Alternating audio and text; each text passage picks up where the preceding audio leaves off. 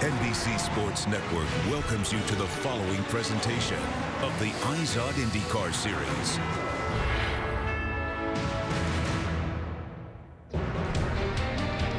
Winters can hang around a little longer here in Milwaukee, so when summer arrives, they know how to celebrate in this city along Lake Michigan.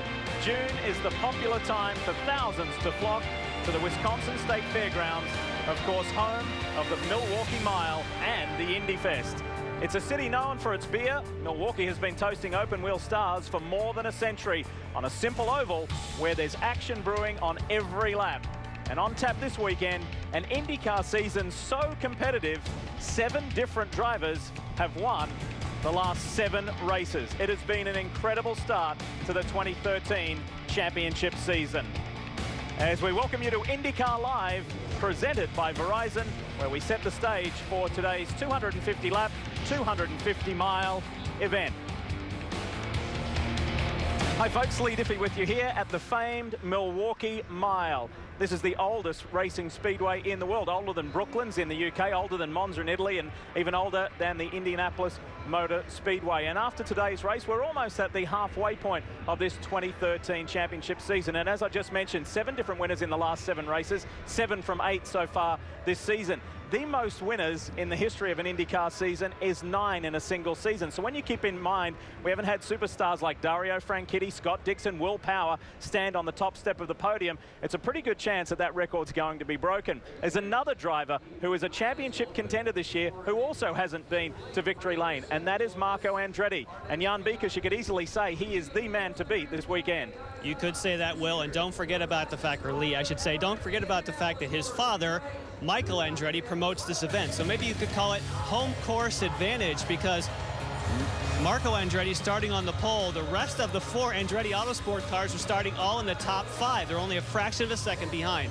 But really the key for today, not how fast you are in 2 laps, how fast are you over a whole stint, maybe over 60 laps when the tires wear. That's going to be the key to victory. Kevin? Well, Jan, Will Power kept Andretti from sweeping the front 2 rows. He qualified 3rd, thought he even had a better car than that. He made a mistake downshifting in qualifying, but should have a great race car. Penske has won here 7 times, more than anyone, but Helio Castroneves has not won in any of his 12 starts, and he's got a long way to go to get to the front. But he's the championship leader because of his consistency, the only driver to finish every lap. So probably just looking for a result today, keep him on top of the points. Let's welcome again our friend Will Buxton. Thanks, Kevin. Jan's already touched on one racing dynasty with the Andrettis. What about the Rahals, though? Graham Rahal not having the season that he would wish for. It's all going wrong for him, whilst conversely, it's going great for his teammate James Jakes. Jakes is in the form of his life right now, had a podium in Belle Isle and is looking fantastic. They tried putting Jakes' setup onto Graham's car. It didn't work out. They reverted back to type. It still didn't work out. He said the car just wasn't turning into the corners yesterday, and right here in Milwaukee, that is what you need. He's taken an engine change. He starts last, and this car, which may be liveried like a bruised banana right now, sure as hell is driving like one. And it could make for a great story, couldn't it, if he can come through the field. So keep an eye out for Graham Rahal. Of the 19 races in the IZOD IndyCar Series season, 6 are on ovals, and we're in the middle of a stint of 4 in a row. Who started this streak on ovals the best? Well, it was last week in Texas, and it was Helio Castroneves. Here at the Firestone 550, the race leader is Marco Andretti. He has led every single lap, but here is 2nd and 3rd, Brian Hunter-Ray and Helio Castroneves. Castroneves making a bid to become a 4-time winner here tonight. Tony Kanaan had to come in for that late splash. Well, with those fresher tires, he's back on the lead lap. He's back in the mix. Carpenter, he's managed to run up in the top 4 for most of the evening. And here comes Kanaan closing for 3rd. It'll be his 4th win at Texas. For the 28th time in his IndyCar career, Helio Castroneves is a winner. Helio Castroneves will go to the Milwaukee IndyFest with a 22-point lead in the championship over Marco Andretti. Texas is awesome. I love this place. One more, baby. And with that victory, Helio's only 1 away from his hero and mentor, Rick Mears. However, it wasn't all celebrations for Penske Racing post-race, because post-race tech discovered that his car was not within the aerodynamic parameters of the IndyCar Series rules. Penske Racing was fined $35,000 and lost 15 entrant or owner's points. With more on Helio Castroneves, here's Jan. And after all that celebration, Elio, that you had in Texas, how much of a concern that night when you found out there was a problem with the car? I didn't know, actually. Cindric and the rest of the team kind of spared me at least 1 or 2 days to let me know. I was shocked, to be honest, because the guys did a hell of a job. And I said, listen, especially when the problem that we had didn't make the car go fast. So I said, guys, let's not disallow us them to, you know, outshine what we did, because it was a hell of a job. The setup was great. And now we're here in Milwaukee, so we got to keep going. Big challenge today for Castroneves. Didn't go well in qualifying, but hopes the race car should be good. I changed my pants already, so it's fine now. Okay, Kevin. Well, Elio and everyone else is chasing this guy, Marco Andretti, who won his 3rd pole here. So how good is the race car? Willie Power and I were laughing. I don't want to give you an answer on that, because we thought we had good cars at Texas for a while, which we started out okay, and but Will ended up struggling there, but he thought he had a good car, and I don't want to shoot myself in the foot here. I think we should be all right, though. Your consistency has moved you to 2nd in the championship. You've been steady all year, but how anxious are you to break through and win again? Yeah, I mean, it'd be huge. I think we have the car to do it. But I've been jonesing for a win so bad, and hopefully we can start here. All right, Marco Andretti looking for win number 3 here today, leading the field, Lee. And Kevin, if you thought the Castroneves comment was a little bit cryptic, he was referring to a very scary race car or qualifying car yesterday. As we bring you up to speed on the IZOD IndyCar Series points at the moment, with that pole, Marco Andretti draws within 21 of Elio. Ryan Hunter-Reay is only 27 back. The big movers in this field have been Tony Kanaan, the Indy 500 champion, and Dario Franchitti working his way up. Simon Pagenaud as well. So, and for the first time this season, Chip Ganassi sees 2 of his 3 drivers in the top 10 for the first time. 7th with Dixon, 10th with Franchitti. Speaking more about the Milwaukee Mile, we have had 5 different winners the last 5 times out. Kanaan won in 07, that man there, Briscoe, won in 08. In 09, it was Scott Dixon. There was no race here in 2010. And then, of course, things fired back up in 2011 with Dario Franchitti. And then Andretti Autosports and the defending series champion, Ryan Hunter-Reay, victorious last year. Welcome back to the Milwaukee IndyFest here just west of downtown Milwaukee for round 9 of the IZOD IndyCar Series Championship. Driver introductions are underway right now, and we are getting closer and closer to seeing the start of the race at this famed venue. Been racing here since 1903. Of course, originally started out as a dirt track and was quite that way for half a century. It wasn't paved until the early 1950s. The who's who of motorsport have raced here and been victorious here. But one thing you can be assured of is action at the Milwaukee Mile. There's only 9.5 degrees of banking in the turns. This is an incredibly challenging and fast. Qualifying average lap speed was 170 miles an hour yesterday. That's why this is an action-packed oval, and we'll see more of it today. And there have been some magical wins here. Roger Ward with the most with 7. Michael Andretti, who is the promoter of this event, with 5. And then look at the legends on that list. And look right down the bottom. There's 3 two-time winners in this field. They say winning your first championship is tough, but defending it is even harder, so spare a thought for Ryan Hunter-Reay. But RHR, as we affectionately call him, and he is known, holds the Milwaukee Mile in a very special place in his heart, because he won here last year, and this was the beginning of something special.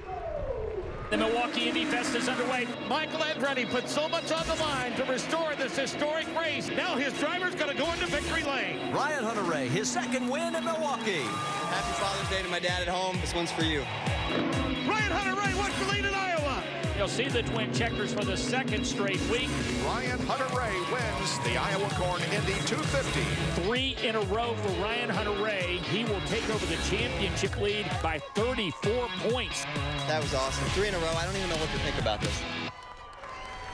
And that streak is what set up his championship run. Just have a look at the point swing. So we're only entering round 9 of 19. There are some big names back in this championship, but look what Ryan did last year.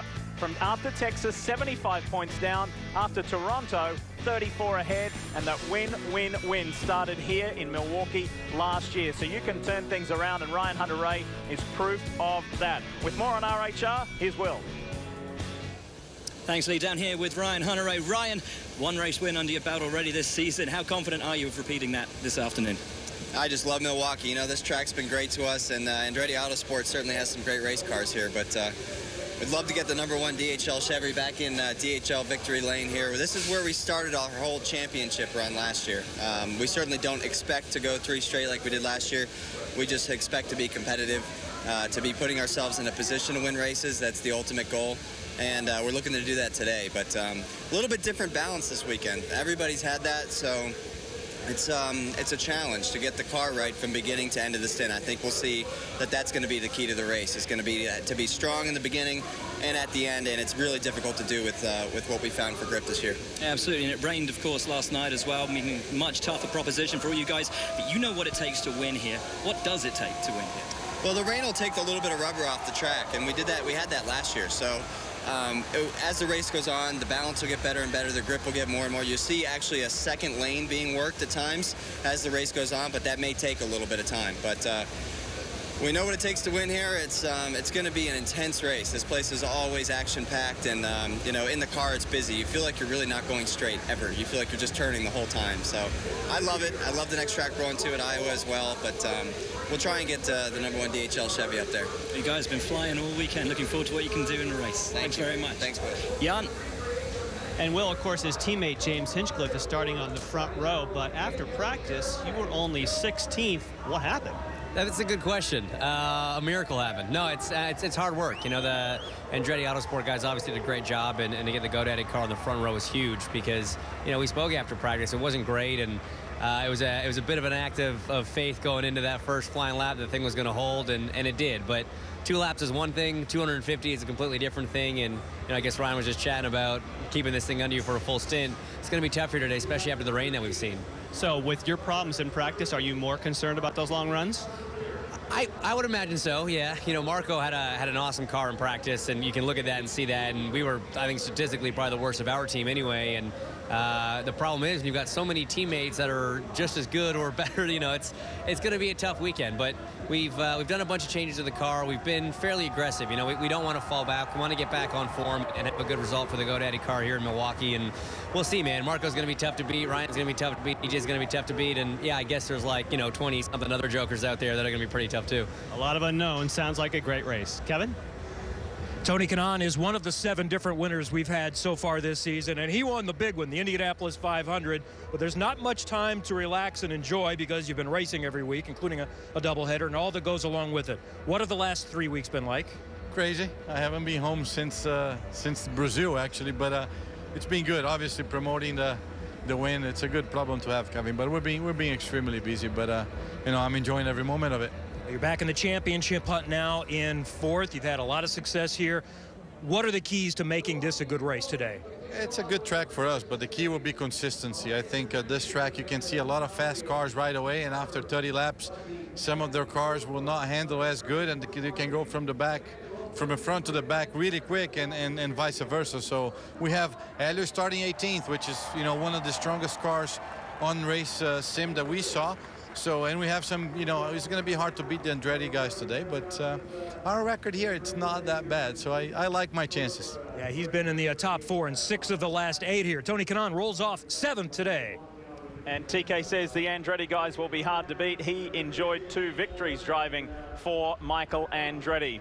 And there is Michael's son, Marco. He has led every single session this weekend. Will that continue into the race? Quick reminder about Verizon streaming live. To download IndyCar 13 app, simply call ** Indy or search the App Store or Google Play. Of course, only from Verizon.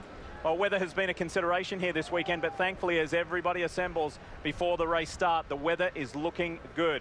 Race control has been keeping a watchful eye on things, and although there's clouds above, we are good to go racing. Now, while everyone prepares for this race, there has been a lot of thought this weekend, because for those of you who don't know, very sad to report the loss of a motorsport family member earlier this week on Wednesday. Jason Leffler lost his life in a sprint car race in Bridgeport, New Jersey. A lot of the cars are running the decals. Leffler, who made his name in USAC racing in open wheel sprints, midgets, he achieved his dream of racing at the Indy 500. He also did the Brickyard 400. He raced in NASCAR Sprint Cup, won races in NASCAR Nationwide Series and the Camping World Truck Series. Jason Leffler is survived by his 5-year-old son, Charlie. He was 37 years old.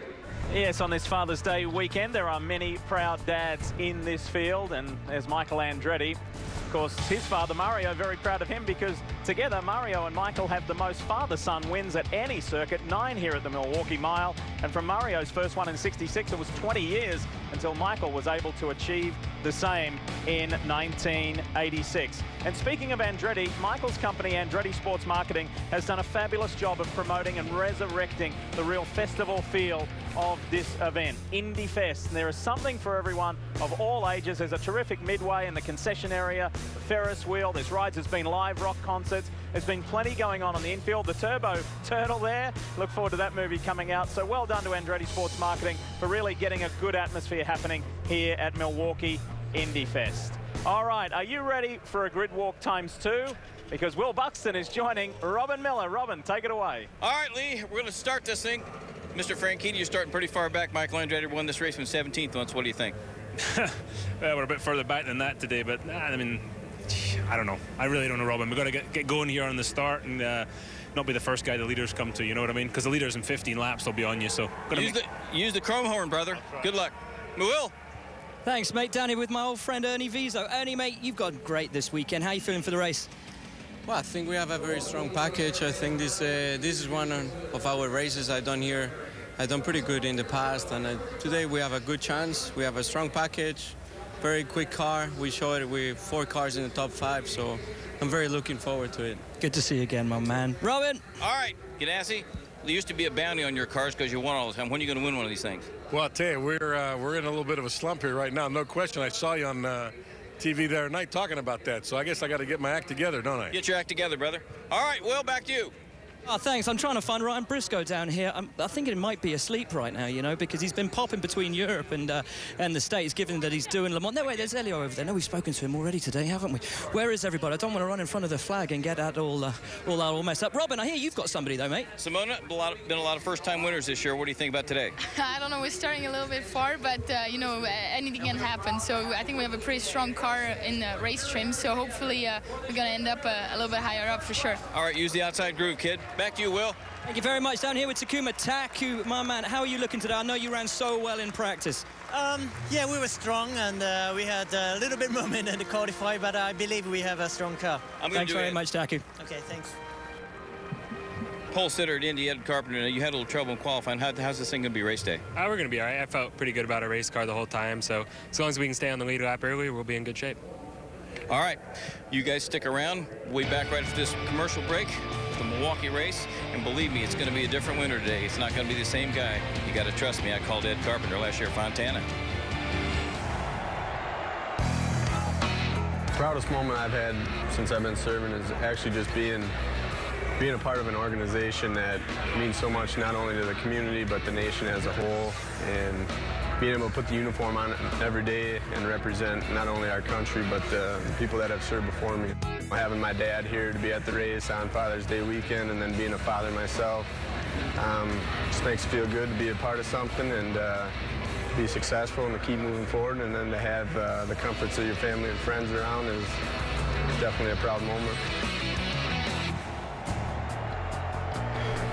Not long now until we see the cars grid up and start round 9 of the series. This is the Milwaukee IndyFest. Time now to welcome in our analysts for this weekend's race. Townsend Bell is back with us after a successful run at the Indianapolis 500. That's not Wally Dallenbach. It's David Hobbs from the NBC Sports Network F1 team. David, great to have you with us for this weekend to add your perspective on open wheel racing. But I'm sure for you, being a Milwaukee resident, lots of happy memories from this place. Well, absolutely. I'd always heard about this when I lived in England, and of course when I moved over here in 1993, I came to the fantastic race which featured, of course, Nigel Mansell, who had just won the World Championship. There's Raul Boesel leading him. Here's Mario Andretti and Nigel Mansell duking it out around here at massive speed, big crowd, and this was one of the most exciting races I had ever seen up till that time, including a lot of Formula One races, because when these guys get in the traffic, boy, oh boy, it is absolute mayhem.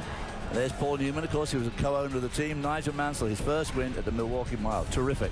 Well, some of the drivers you hear say if your car is set up right, you're going to tack these corners like a road course. It's the kind of spectacular action we expect from the Milwaukee Mile. David got to have a special run yesterday with Townsend. Take a look at this in this week's GoPro course preview. Townsend, this was truly special. Lee, this was amazing. We've done some really neat GoPro course previews this season, but this was truly unique. This is a V16 powered 1931 Miller built in Los Angeles. And David, pretty tight getting in there these days. It was very tight fit. Nowhere for your feet to go. Starter motors and all sorts of other gubbins on the floor. I was absolutely blown away at how smooth this car was. You see the front end kind of shimmying around, but behind the wheel, I felt none of that. It was very precise, and after half a lap, like any racing driver, I was just ready to get after it with those skinny little tires and over 300 horsepower. And that was the same time I told you to get out of it. But I also had to operate the fuel pump to keep the pressure up, so I suppose in the last resort, if you'd gone too fast, I could have just stopped pumping. You did a great job pumping the fuel there for me, keeping the fuel pressure up. But it was so sweet to get a sense for what these guys used to do. Incredibly brave back in the day. No seat belts. You know, our heads sticking way out of there, but I had so much fun I didn't want to stop at all. Coming here into turn 3, you really started to feel the tires wiggle around a little bit. Then I saw those track sweepers out there and decided I better back out of it. It was only till after the drive that I found out this car is worth almost $4 million. Yikes. And I'm sure glad I didn't hear that before I got in. I would have been shaken. But it was very, very impressive. That V16 was so smooth. When you gave it some gas, I mean, it really accelerated, and very, very smoothly as well. Well, great Miller event up at Milwaukee here next weekend, Lee. And we should also say a big thank you to Dana Meekum, who actually owns that car and is very relieved that it came back in one piece. Let's get to the business at hand. This race today, I can remember back in 08, you passed 11 cars on the first lap. Is that kind of racing possible here with this new DW12? It can be done. You have to be brave, and there are 2 drivers in this series that are super brave. It's Marco Andretti and Tony Kanaan. Marco starting on pole. We don't have to worry about him. He's got clean air. Tony Kanaan starting back in 7th. He told me, I'm going to go for it, Townsend. I'm going to go high on the start, see if I can get up and break into that Andretti freight train. He's got to do it on the first or second lap or else they slot in. Once that happens, watch for about lap 50, because that's when the tires really start to fall off a cliff. That's what we've been told from the engineers. You've been watching IndyCar Live, presented by Verizon. That's it. We have set the stage. When we come back, we look for the command. We'll have the final check-in with the boys on pit road. We'll show you the grid, and we will go racing. Stick around. Milwaukee. Even before they were racing at the Indianapolis Motor Speedway, they've been racing here since 1903. Several drivers mastered this flat mile oval built on the friendly confines of the state fairgrounds. Roger Ward won here 7 times, AJ Foyt 4, and the Andrettis have 9 victories between Mario and Michael. Today, an IndyCar season that has seen 7 different winners from the last 7 races will turn 250 laps at the mile. And separated by only 27 points, the 3 drivers at the top will find little room for error at one of IndyCar's tightest tracks. 2 of those, Marco Andretti and Helio Castroneves, have never finished a season on top. While Ryan Hunter-Reay's victory here last season was a catalyst for his title run. And 21 other drivers know that for more than a century, Milwaukee has celebrated some and bidden others. The mile awaits.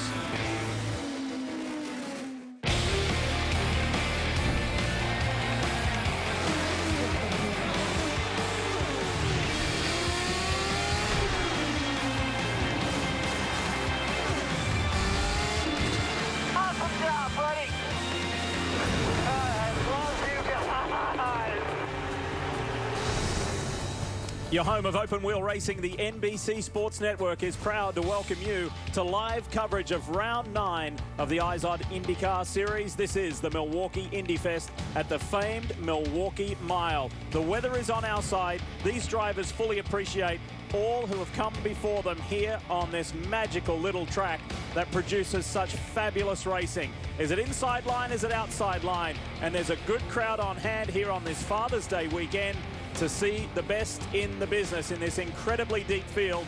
Will we get another different winner? Time now for those important words to get things going.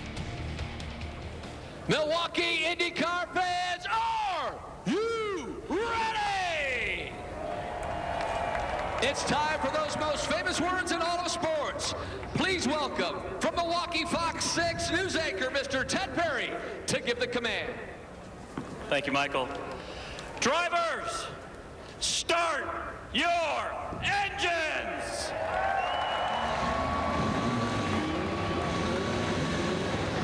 10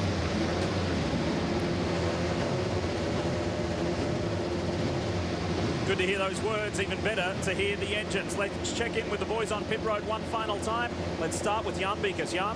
And Lee, of course, 25 more laps to play today for Marco Andretti and all the rest of the field. Consider a great opportunity for Marco Andretti to get his first win. But right behind him, Will Power, shockingly, has yet to win this season. He loves his race setup. Kevin? Well, we've already had 3 first-time winners this year. If you're looking for number 4, it could be this guy right here, E.J. Viso, starting in the top 5 for the 6th consecutive race. He's finished as high as 6th this year. Somebody to watch from Andretti. And then over there is Sebastian Saavedra, another young driver, just 22. This is his best start ever, 6th. Watch for him from Dragon Racing. Will. And what about this man right here, Ryan Briscoe? It's his first oval in the National Guard car. He's feeling confident going into this. I tell you what, I was speaking to him before he got in the car. He said, you remember Indy? You remember how aggressive I was? That's exactly what I'm going for today, boys. Early laps, I'm pushing. I'm going to take this thing. All right, Graham Rahal's been on the front row here twice, folks. He's starting last. He's struggled since finishing second at Long Beach. He's not sure what's wrong with his car, but he's having a hell of a time with it. And Dario Franchitti, you heard he won in 2007. He's led 27 laps this year. Chip Ganassi's team has not won a race. Boys, it's going to be a long drive for both these guys today. It certainly will be. And speaking of Hondas, the fastest seat in sports sweepstakes, you can be a part of it by logging on to shophonda.com and take a ride with 2-time Indy 500 winner Arie Luyendyk, like Joel Hammack of Des Moines, Iowa, is today. Hi, Joel. It's Lee Diffie in the NBC Sports Network booth. Can you hear me? Yes, sir, I can. Tell us about that ride. It's unbelievable. Anybody that says they can do this is lying. well, we thank you for your honesty and enjoy the rest of the ride with Arie. I know that he is having fun as well. And folks, by logging on to shophonda.com, Joel won that opportunity to start today's race in the IZOD 2-seater. That could be you, so log on and check in. Enjoy the ride, Joel. All right, time to take you to our grid. Let's take a closer look at who is starting where. Third career pole for Marco Andretti and his Andretti Autosport teammate Hinch, James Hinchcliffe, right alongside. Power thought he may have got the pole. Yeah, Will was very impressive in qualifying. Not very quick in practice, but he jumped right up there. Hunter Ray next to him. E.J. Viso looking hot too there. Joseph Newgarden, the first Honda engine in the field down there on row 4. Simon Pagenaud says my qualifying is not representative of how good my car is, and James Jakes underscoring how strong he is at the moment. Well, Justin Wilson having a strong run this year. Bourdais the guy to watch for, see if he can do something big. Not that Helio Castroneves, winner of the last race, right down there on row 9. Yeah, not his worst start, David, but it's certainly not one of his best here at Milwaukee. And then we go back to the 2 guys who had their engine changes, and they get put back. All right, let's check in with some of our onboard looks. We start here with Graham Rahal, the battery tender on board. We'll see him. Will he carve his way through this field? He certainly hopes so, and his team. How about Ed Carpenter in the Verizon on board? He'll give us that view. How about Ryan Briscoe? He's got the National Guard on board. And then right here, James Jakes with the Acorn stair lifts on board will give us this view. And then Simon Pagenaud has the Lucas Oil on board view. All ready to roll. And how about Marco Andretti, the Verizon on board? Set to go, 25 laps longer than last year. This is 250 laps, 250 miles. We've had 7 different winners in 8 races so far. We are so pleased to have the IZOD IndyCar Series back on your home of open wheel racing. And it's an Andretti on the front row. But look on the outside, the series champ. They go 3 wide into turn 1. 3 Andretti cars, and it's Marco who's going to lead the way. Andretti Autosport told me there was no team orders today. They did say they were going to tell their guys to be careful on the start, but there was nothing careful about that. Hunter Ray to the outside up to 2nd place. Kyle Moyer, who calls the shots for Marco, said, we discussed this. Whoever wants to lead, you can lead. Look at Will Power here on James Hinchcliffe into turn 1. Aggressive on the 2nd lap. Will Power there going on the inside, as you say, into 1 and 2, looking aggressive. He wants to keep up there. We heard early on, you don't want to get left out in the cold. And of course, the 2 guys who are really worried here are going to be Dario Franchitti, Hinchcliffe coming back. Yeah, nice work. Tell us more about Hinch, Kevin. I asked George Clotes, who calls his strategy, what kind of car do you have? Remember, they had issues yesterday. We're surprised about qualifying. He said, We're all going to find out here together in a few minutes. We have no idea. Tony Kanaan has made up 2 positions in the first 2 laps. He did not sit still at all. Another guy that's a big mover, Sebastian Bourdais, currently up to 9th, going for it big time on the outside. 9th from 14th on the grid. He was frustrated with his qualifying effort yesterday, especially when his 23-year-old teammate, Sebastian Saavedra, got a career best in 6th. Look at Tony Kanaan working James Hinchcliffe here. It's going to be fascinating to watch whether or not Kanaan can get grip on the low side. You see Hinchcliffe's about a full car width off the inside of the track at the apex at both ends of the corner. There's Bourdais, a big mover so far. And of course, after that rain, the track is different to what it was yesterday in qualifying, so tyre wear will be different as they go into this first 60 laps, they hope. And David, when we see that progress we were talking about earlier that Sebastian Bourdais has made, you predetermine that, or you just take the opportunities when they present themselves? Absolutely. You've got to take the opportunity when it presents itself, especially on a short track like this, because they don't come up every now, very often. Andretti Autosport 1 and 2, but look at the hunting willpower. That black and white and red Verizon Penske Chevrolet is moving to the front and fast. He has not won. The guy who has had 3 runner-up finishes in the championship is determined to claw his way back into this championship.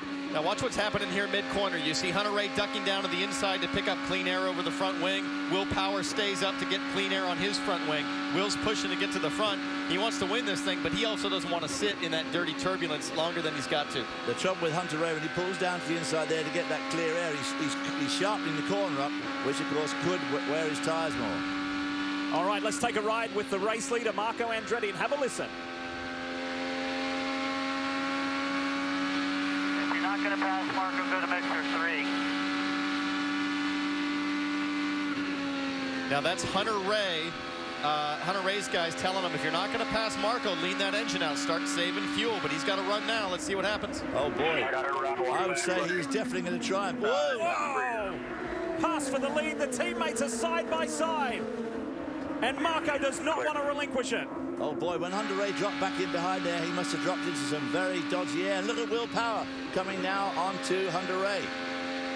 I'm already seeing the mechanical excellence of these Andretti Autosport cars. What that means in turbulent air, the mechanical characteristics of their setup is superior. Hunter Ray is able to move high, low, right behind Marco. You see Will Power struggling a little bit behind Hunter Ray to stay that close. And right behind him is still Hinchcliffe. And look at E.J. Vizo, the 4th Andretti car, making a move on Kanaan.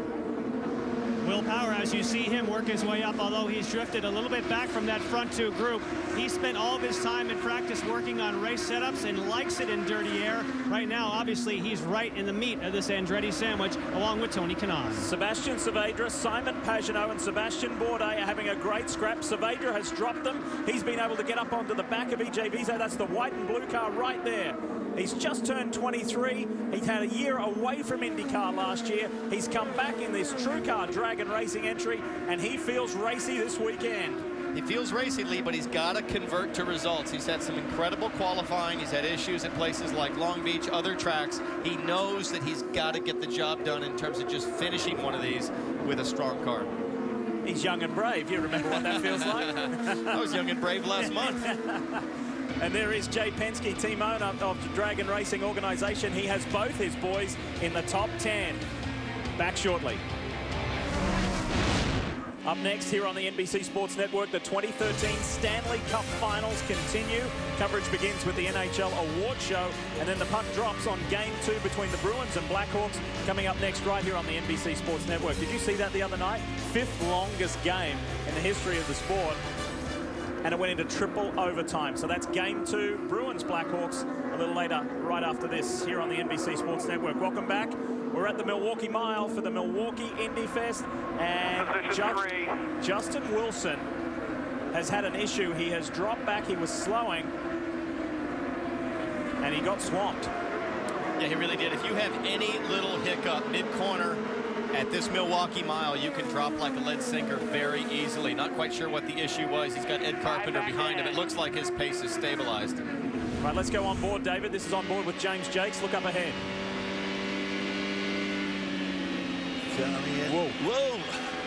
Well, that's what happened to Justin Wilson. Suddenly, the front end seemed to wash out more than anything. I don't know what... Well, the rear step, then he caught it, and then the rear step again. That's called a death wiggle. Let's check in with Will. More on Justin Wilson. Dale Justin's dropping back a lot. Front seems to be washing out on him. What's the issue? Yeah, he said the front's very grabby, so he's playing with his bars, his weight jacker, and he's not having any fun right now, but we'll get it fixed for the next stint. All right, thanks. I'll leave you to it. Not having any fun right now. That's the understatement around here. That wall is so close. Caution, got a car in the wall. Oh, this is Simona Di Silvestro. Oh, dear. You know, Lee, this is not the way she obviously wanted to end today. We talked earlier about her growing confidence with her race engineer, Gerald Tyler, and how they were trying to put one step in front of the other. Have to see what happened here. It's not too much obvious damage. There's a flat spot on that front right. It was rolling along, so it... The flat spot would suggest she spun. View from Graham Rahal's car. Whoops. Go low, good. She might have just backed into the wall, but boy, she only just got it. Didn't break the wing. Car's still rolling. Yeah, and she's telling him, listen, I'm fine. Just get me restarted before I lose too many laps here. Yeah. Caution 1 at the end of lap 22 of this 250-lap event. Teams bank on these yellows happening here at the Milwaukee Mile. They go in with a 3-stop strategy, knowing that they can stretch a little bit because there is typically multiple yellows at the mile. Automatically pits are closed as soon as it goes yellow, and then once the field pack up, pits are open. And it is tight here with these short pit boxes compared to Texas a week ago. It is, yeah. The lot can go wrong in these tight pit stops. You've got to minimize mistakes. But as much as these guys want to top up on fuel, they want those fresh tires. So pits are open, but the front end, they stay out. Look who comes in. Joseph Newgarden is the first in behind Simona.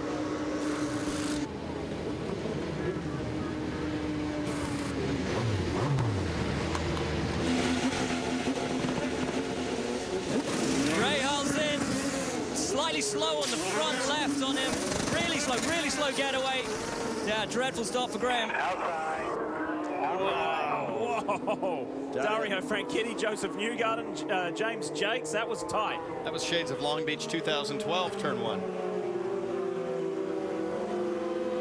Back half of the field decide that they're going to pit early and take that strategy. Meanwhile, the front end, they just stay as is. Marco Andretti in the RC Cola machine is your race leader.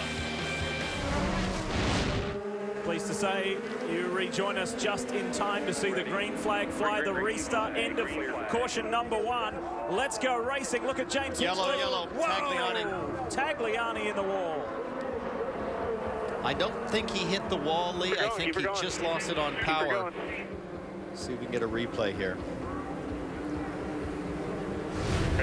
This will tell us more. So watch for Alex Tagliani. We don't have him on screen right now. He's in a blue and orange car. He's going to be a little bit further back right there. And just loses it on the power and does a great job to keep it off the fence. Locks up right there to keep it even on the track off the grass. So lucky to get away with that. Let's see it on board here, David. Green. Oh, teammates. Graham Rahal into the back of his teammate James Jakes. That's the voice of Graham Rahal. And Graham needs a new nose, and I'm wondering if Jakes might have any issues on a left rear tire, perhaps. Yeah, left rear tire, and that bodywork got a fairly good belt too. Now so James Jakes, but worrying up there, as Tagliani spun right in front of him. I'm surprised that Graham Rahal didn't slow up a bit better. There's the bodywork. Yeah, bodywork looks okay. It looked like the round, sort of blunt edge of Graham's nose hit the tire, and that's probably the best way to take contact as opposed to a sharp end fence. I think Graham Rahal's probably going to need a new nose. At a minimum. Now the Midas car dives for pit road. It's been a very, very tough weekend, as Robin highlighted earlier, for Graham Rahal. Well, yeah, Graham pops down into the pits. Should be a simple front wing change from, but you've got to ask exactly what happened there with Jakesy, his teammate. It'd be dreadful if the two teammates taking each other out. Tagliani coming in. No real major flat spots on those tires. They're changing them all up. Sensible thing to do. fairly slow, just checking the car over. Actually, they're making a little bit of adjustments to the suspension. It looks like, no, they're jumping in deeper on the front. I think he wants a little bit of change. They've killed the engine. I think he might want some change, possibly on the throttle pedal, if they can move that around inside. It looked like he had some issues there. No, he's not. We're going on springs. What? No, that's some sort of cover, I think, to access, as you had said earlier, the footwell. I think it's the pedals. I think it's going on the footwell. Tag's been telling me all weekend they've had major problems with the mid-range coming out of that turn 4. Basically, what he said is it was really squashy on the throttle, and then it would suddenly just bite on him. It looked like that did it coming straight out of that. And I hear Kevin's got something for us down with Simona. Well, Simona Di Silvestro is back on track. She took the first pit stop, and they just looked at the rear wing assembly, and you could tell it was flapping, but they sent her back out. 1 lap later came in, they changed it. It took them a while, so they're, I believe, 5 laps down at this point. They also gave her some more understeer and changed the air pressures just to try to make the car more stable so she won't spin again. So Marco Andretti will get the 1 to go this time by and get back to racing. Let's hope we can get back clean. Be going green next time by. I love these short yellows. That's great from the officials to get these guys right back on it. Next time by, position 2 on your fuel. Daniel, call it. We talk about the history and this famed Milwaukee Mile. We'll look at that as far as the longest running venues. Let's check in with James Jakes. Yeah, here's James Jakes. They're going to take a look at the rear of that car. They assessed it's okay, so it was just a top off. Remember, his teammate Graham Rahal got into the back, but looks like no damage for the 16 car for James Jakes and Acorn Stair Lifts. And if you have the opportunity to do that and stay on the lead lap, why not? Coming back to green now, it's Andretti Autosport, 4 in the top 5. Let's go racing. Marco Andretti leads it to green one more time. Look further back in the field. Is it going to be clean this time? So far, so good. You've got a slower Simona there, 5-6 laps down, right in the middle of the middle of the lead pack. Ryan Hunter-Ray is going to take an opportunity to try and go for an early lead. Here's it going to turn 3. Couldn't quite pull it off. Remember, I told you earlier in the show, Simon Pagenaud said, look at Scott Dixon fighting here with Ed Carpenter and Sebastian Bourdais. Takuma Sato in behind. That red and white car diving to the inside is Dixon. He knows how to win on the Milwaukee Mile. Clear. On board with Briscoe. There's Vautier, the rookie, alongside. You can see. Side, inside. Still there. You can see. Remember, Tristan Vautier won the Indy Lights race last year, so he's no stranger to a short oval, doing a good job keeping it tidy side by side. Ed Carpenter fighting with Sebastian Bourdais, and the Fuzzies machine has worked its way into the top 10. Practice and qualifying were not that complimentary. They weren't that satisfying for Ed, but racing's been good. Wow, look at Joseph Newgarden trying to go on the inside of Vautier. Here he comes, and he qualified well. Joseph Newgarden won the Indy Lights race here 3 years ago. Still there. Wow, he's right there. And Joseph said this morning he's getting, obviously, that communication from the spotter. Said, I love my race car, but I'm hesitant to say so because each race I've gone into this season, when it's felt so good, something has gone wrong. I just hope it's going to stay under me. I think we have a great race car, and he's showing that in the long run, Joseph Newgarden is going to be moving towards the front. He was very excited this morning. Well, that's where Ed Carpenter's going, straight to the front, because he just cleared Sebastian Saavedra and is on fire. This is riding with Ed now. This is what he did a couple of laps ago. There's Bourdais, check. Inside. Here's Dixon. Whoop. Bourdais comes back, but he disposes of Scott Dixon. That left rear wheel must have been awfully close to that car he just cleared. This is the pole sitter from the Indianapolis 500 this year. Now you can get away with that early on in the race. As long as they keep sweeping, it'll stay clean. But usually the sweepers can't get all of that clag, David. By the end, you really can't get away with those moves, or you're going to just wash straight into the fence. Once you get wide when later on in the race, you're right, when all that stuff's lying on the outside. 20th to 8th. Having a fantastic run at the moment. Just keep hitting those marks. The only other guy who's had a better run, really, is Pagenaud, who started off down in 20th spot, and he's up to 6th. On board with Ryan Briscoe as he goes by Scott Dixon. Dixon tries to come back. The Honda boys feel that the Chevrolet power has a little bit of an upper hand here at this track. Yeah, but you know, it's always, the grass is always greener on the other side, Lee. I talked to the Chevy guys. They say, oh, the Honda's really torquey. Talk to the Honda guys. Oh, Chevy's going to walk away with this. And we'll find out at the end who knows what's up. Takuma Sato in the ABC machine getting by the lap. Simona Di Silvestro. This is going to work out well for Briscoe. It's almost 3 abreast. There's Bourdais. He doesn't want to relinquish that position. Oh, boy. And Briscoe said he was going to be brave today. He's right down on the inside. Now, Bourdais in that corner is forced to sit in the dirty air behind Simona's car. Now he's got a chance to slot in front of Briscoe and have a run on Simona proper coming down the front straight. Briscoe started in 18th position today, and he's now knocking on the door of the top 10. He flies to Le Mans, France tonight, straight after this race, to compete in his very first 24 Hours of Le Mans next weekend for Scott Tucker's Level 5 Motorsports in the LMP2 class. He was at the pre-test last weekend. He is super excited about racing at Circuit de la Sarthe next weekend. What a race it's been. And if you're Marco Andretti, things are looking good at the Milwaukee IndyFest. Back in a moment.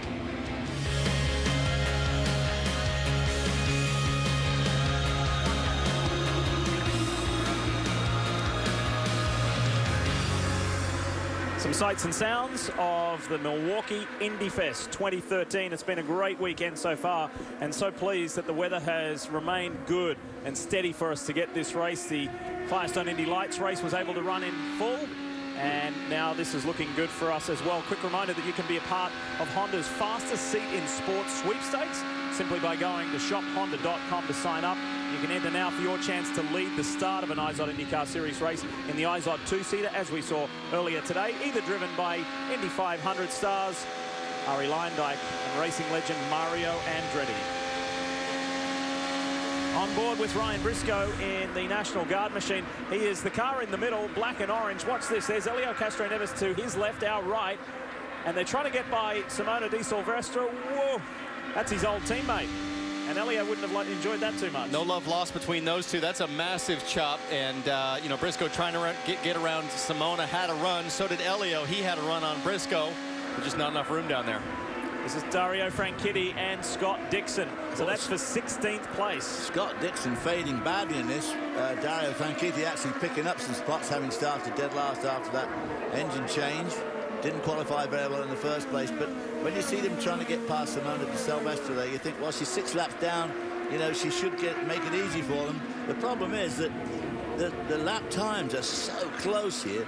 Where's she going to go? They are, David, but it's a wide racetrack, and this was discussed in the drivers' meeting this morning, this exact issue. What if a car's 3-4 laps down, not really racing with anybody? I promise you, all those cars behind Simona are yelling on the radio, get her out of the way. Yeah.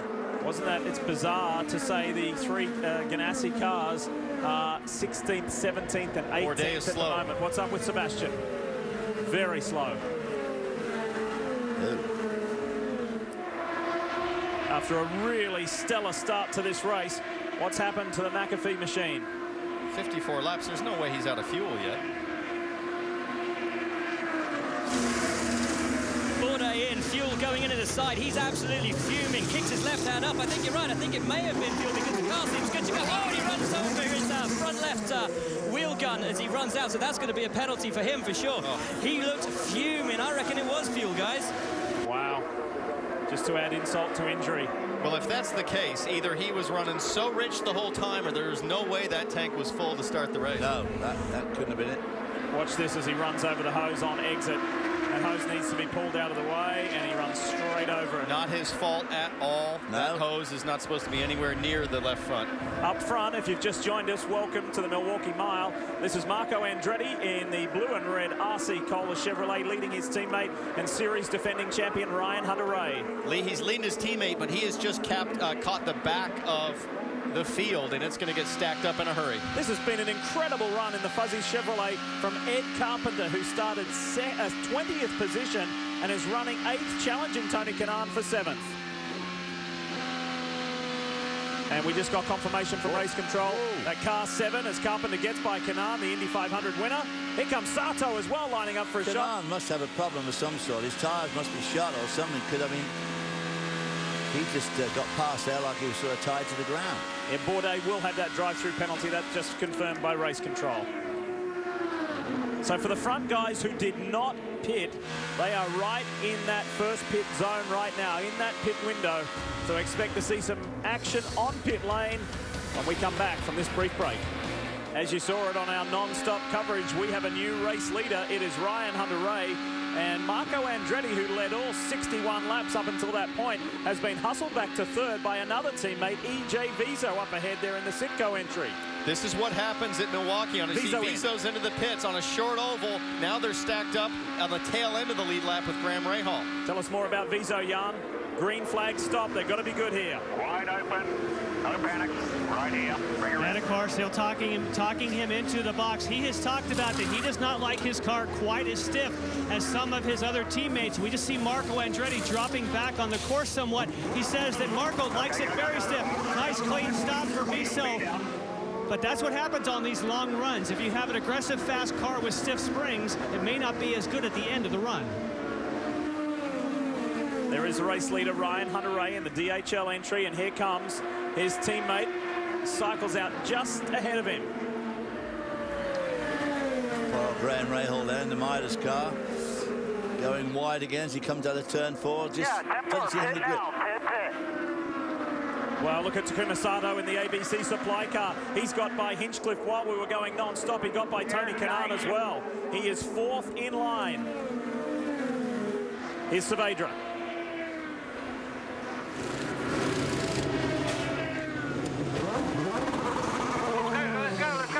All smooth for the other Dragon car, unlike it was for Sebastian Bourdais, who incidentally has served his penalty. Top 3 in here.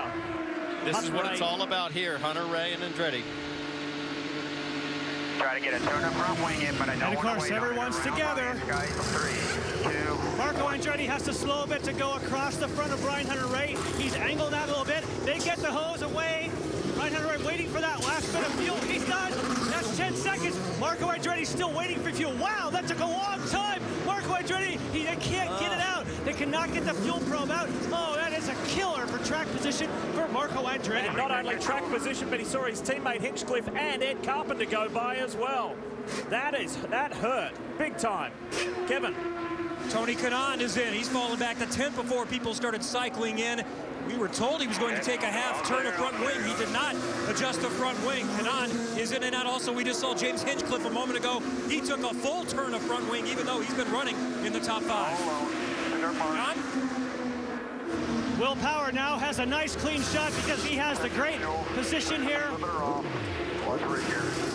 Getting that coaching from Tim Cindric. Again, wow, that was fast. That's the way you want to do it. That's the way you get the fuel in quickly. Will Power with a smoking stop. Simon Pagenaud worked his way up to 6th. He made a front wing adjustment. Also, Scott Dixon is in. I'm sure they made some changes on that car. That's going to help Power, Will Power, that beautifully clean and fast stop from the Penske boys. Vautier is down and away. This has been a dynamic race so far, and Takuma Sato is enjoying time up front in the ABC supply car. Tell us more about Sato, Will. On his first stop, they took 2 turns out of that front wing. That's why he's got so much pace right now. Taku's just got on the radio to say he is loving it in there. Now remember, these cars all pitted early on lap 23. The guy who is flying right now and looking good is Viso. He is carving through the field ahead of his teammate Hunter-Reay. That last stop, the ability for him to come out in front of Graham is going to play in huge here later. Briscoe fighting with Marco Andretti. Marco trying to make an inside move on Dario Franchitti, and does so. This is Briscoe. Oh, big lift, out of room.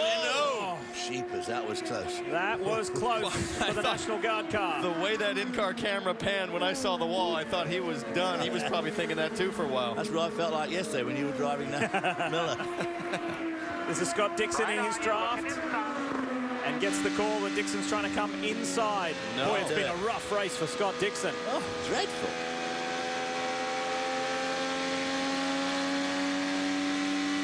Let's relive the pit stop of Marco Andretti. Watch the refueler. Nothing more frustrating on a green flag stop to sit there and just know you're losing tons of spaces. Boys, you know, a 10-second stop's half a lap. But that's going to put a fire in Marco's belly. Not that he needs any more than he... Not too much fire, we hope. You know, it's going to be fun to watch him. We know he's got a great car. He's still got a long ways to go in this race. Oh, heck of a lot to play up. Let's not discount the progress from Helio Castroneves, the second Penske guy, the championship leader, who's fighting Marco Andretti for this championship at the moment. This is round 9 of 19. It is the Ganassi boys ganging up on Briscoe, who drove for Ganassi at the Indianapolis 500. Up front, Hinch in the green GoDaddy machine. Graham Rahal playing catch-up. Tough race. Collided with his teammate early after starting last. An engine change forced him back there, but he didn't qualify very well either. How high can he drag that Midas machine today?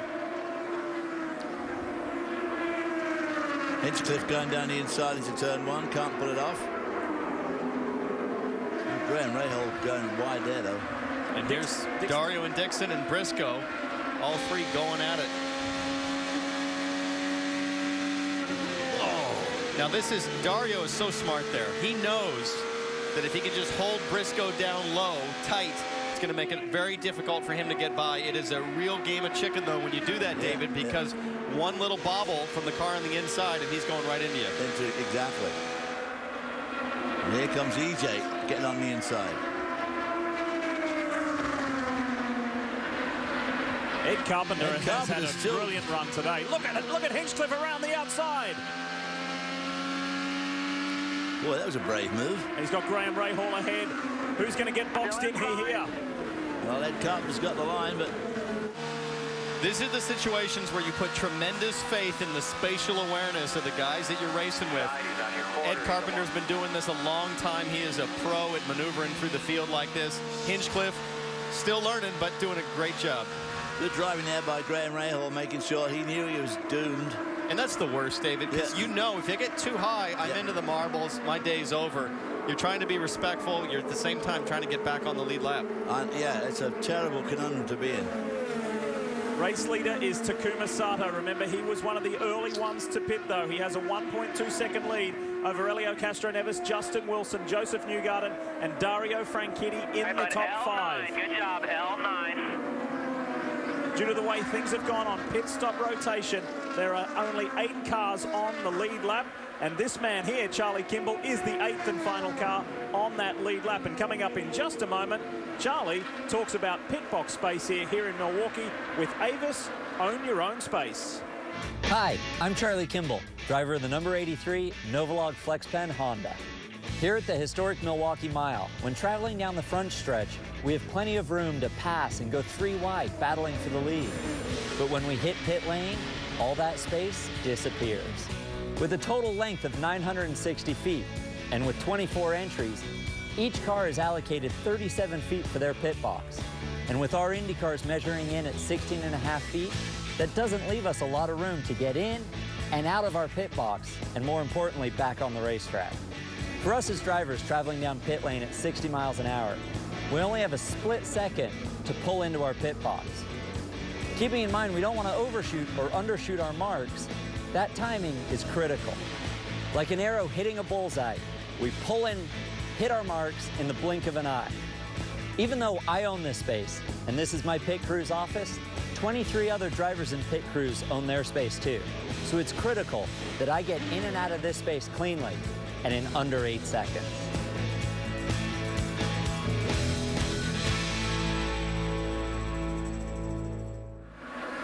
Good stuff from Charlie Kimball there, just highlighting how tight and tough it is in these 37-foot-long pit boxes at the Milwaukee Mile. Justin Wilson, after an early scare, is running well. He's running 3rd. However, he is 12.5 seconds behind race leader Takuma Sato. A little further back, there's a good scrap going on for 5th place between EJ Vizo and Dario Franchitti. So on working lap 88 of 250, things are flowing by here with only 2 very brief caution periods. It's been an awesome race. Now what's going on here is a lot of these cars are going to have to pit here. You've got Sato, Castroneves, Wilson, Newgarden, Franchitti all need to make a stop. Here is James Jakes. Jake's coming in to make his stop. He's already come in a couple of times because he had that issue earlier, or at least a feared issue. But this is going to be a routine stop, and Jake's is back out. And there is that fight we were talking about, the Sitco machine of Andretti Autosport. It's EJ Viso. He steals that spot away, that 5th spot from Dario Franchitti. And if it stays green, Viso will be your leader when the other guys have to pit. He's been working through traffic, but Hunter Ray has caught up. Remember, Hunter Ray was caught behind Graham Rahal earlier, but Hunter Ray's been working traffic hard. He's caught to close the gap. Here's the first of those front-running guys, Jan Antonio Castro-Neves from 2nd. Yes, and Castro-Neves slid a little bit past his pit spot. You'll hear Roger Penske on the radio. He talks all the way through. That was quick. Wow. So he now is stretching the fuel just like Castro-Neves did last year. There goes race leader Takuma Sato. So Helio Castro-Neves, this is one of the places he has never won at. If he knows you're coming in or knows you're coming in. That's the call to Takuma Sato. You're coming in, and here is the ABC supply car. Hey, Will, what a dynamic run for Takuma Sato. I tell you, mate, he's absolutely flying. Taku comes into his pit box, easy as you like, breaks down beautifully on his marks. Fronts are off, slight delay on the front left. Fuel's going in, it's looking good so far. Nice, tidy stop from these guys. They've taken a turn out of the front wing as well.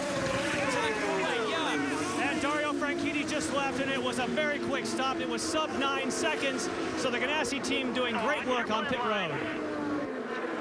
Joseph Newgarden in the direct supply, Sarah Fisher-Hartman Racing Honda.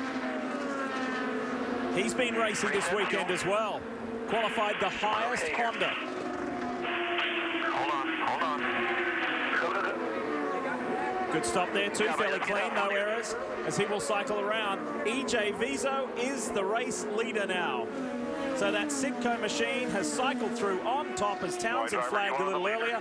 He's being hunted down by Justin Wilson, who's due a stop soon too. Ryan Hunter-Ray will inherit that 2nd position. Charlie Kimball also off sequence making his 2nd stop. He's going to make the change. Get 18.5 gallons of Sunoco fuel. That's up. Whoa, was going to be a good stop, but it's stalled now. And they have to get out the starter. This is going to cost them precious time on the racetrack. Will? Justin Wilson's in, looking good so far. Wheel almost runs away. Guns out of the way. Oh, but it's slow. Slow. Fuel's off, and there he goes. Not bad in the end for Justin. He's still in the mix. So now that things have cycled through for real, if you wish, EJ Viso is the leader, Ryan Hunter-Ray is 2nd, and Power is 3rd, and in 4th place, Takuma Sato. This shows you what a great run it is. Sato is now 4th. Make that 3rd. He just gets by Will Power. Nice one. Sato having a terrific run, coming up from 15th. Good stop there. He did those adjustments. He did the first adjustment, said the car was magic, but he came in and on his 2nd stop, just had another little tiny wing change. Will Power falling back a little bit here. Not just a great stop from Sato. In addition to that, great job on the out and in laps, which are so critical under green flag. What is the story with Will Power? He has lost 2 positions very quickly on 1 lap. Let's keep watching the 12. We'll keep you up to date with that story. This is Justin Wilson, Ryan Briscoe. There is action all over this 1 mile Milwaukee Mile. Hearing reports of Andretti is slow. This is Marco. Wow. If you can make it around, we need to pit on this lap. It's the voice of Kyle Moyer.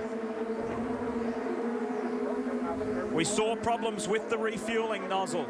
Yeah, but I just can't figure out what the issue could be here. He must have some sort of driveline issue or something. His last pit was on 67. He should be, more than fine on fuel, unless it didn't get in. Unless it didn't get in at all. Yeah. Like we'll just put a small amount in. Caution's out.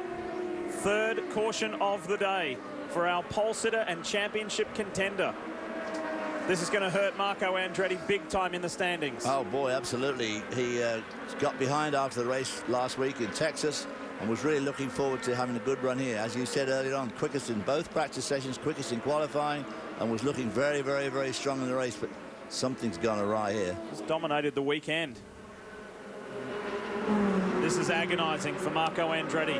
Well, these short laps, of course, even when they're going slowly under caution, I mean, boy, oh boy, he can be 4 laps down in a heartbeat. Rapidly approaching the halfway mark, and it's even more agonizing for him because he sees guys like this, EJ Viso and his other teammate Ryan Hunter-Ray doing so well, running 1st and 2nd. I see Will Power's guys laying out here too, so clearly, Lee, you commented about Power struggling. He's only done 30 laps on this set of tires, and they're going to try to make some changes. Yep. Pits are open. Let's take advantage. Let's make the most of it. Watch the intra-team battle here between Vizo's boys and Hunter Ray's guys. Watch the yellow car at the front and the orange, white machine, the Sitco color. Hunter Ray's guys got him serviced faster. Great stop by the DHL crew. Watch Power. He comes out. Looks like he's going to be third in line. So Briscoe, Tagliani, then Hinchcliffe, Kanan. The whole Matro team trying to rescue Marco Andretti. There with him. Marco's looking frustrated. He's saying,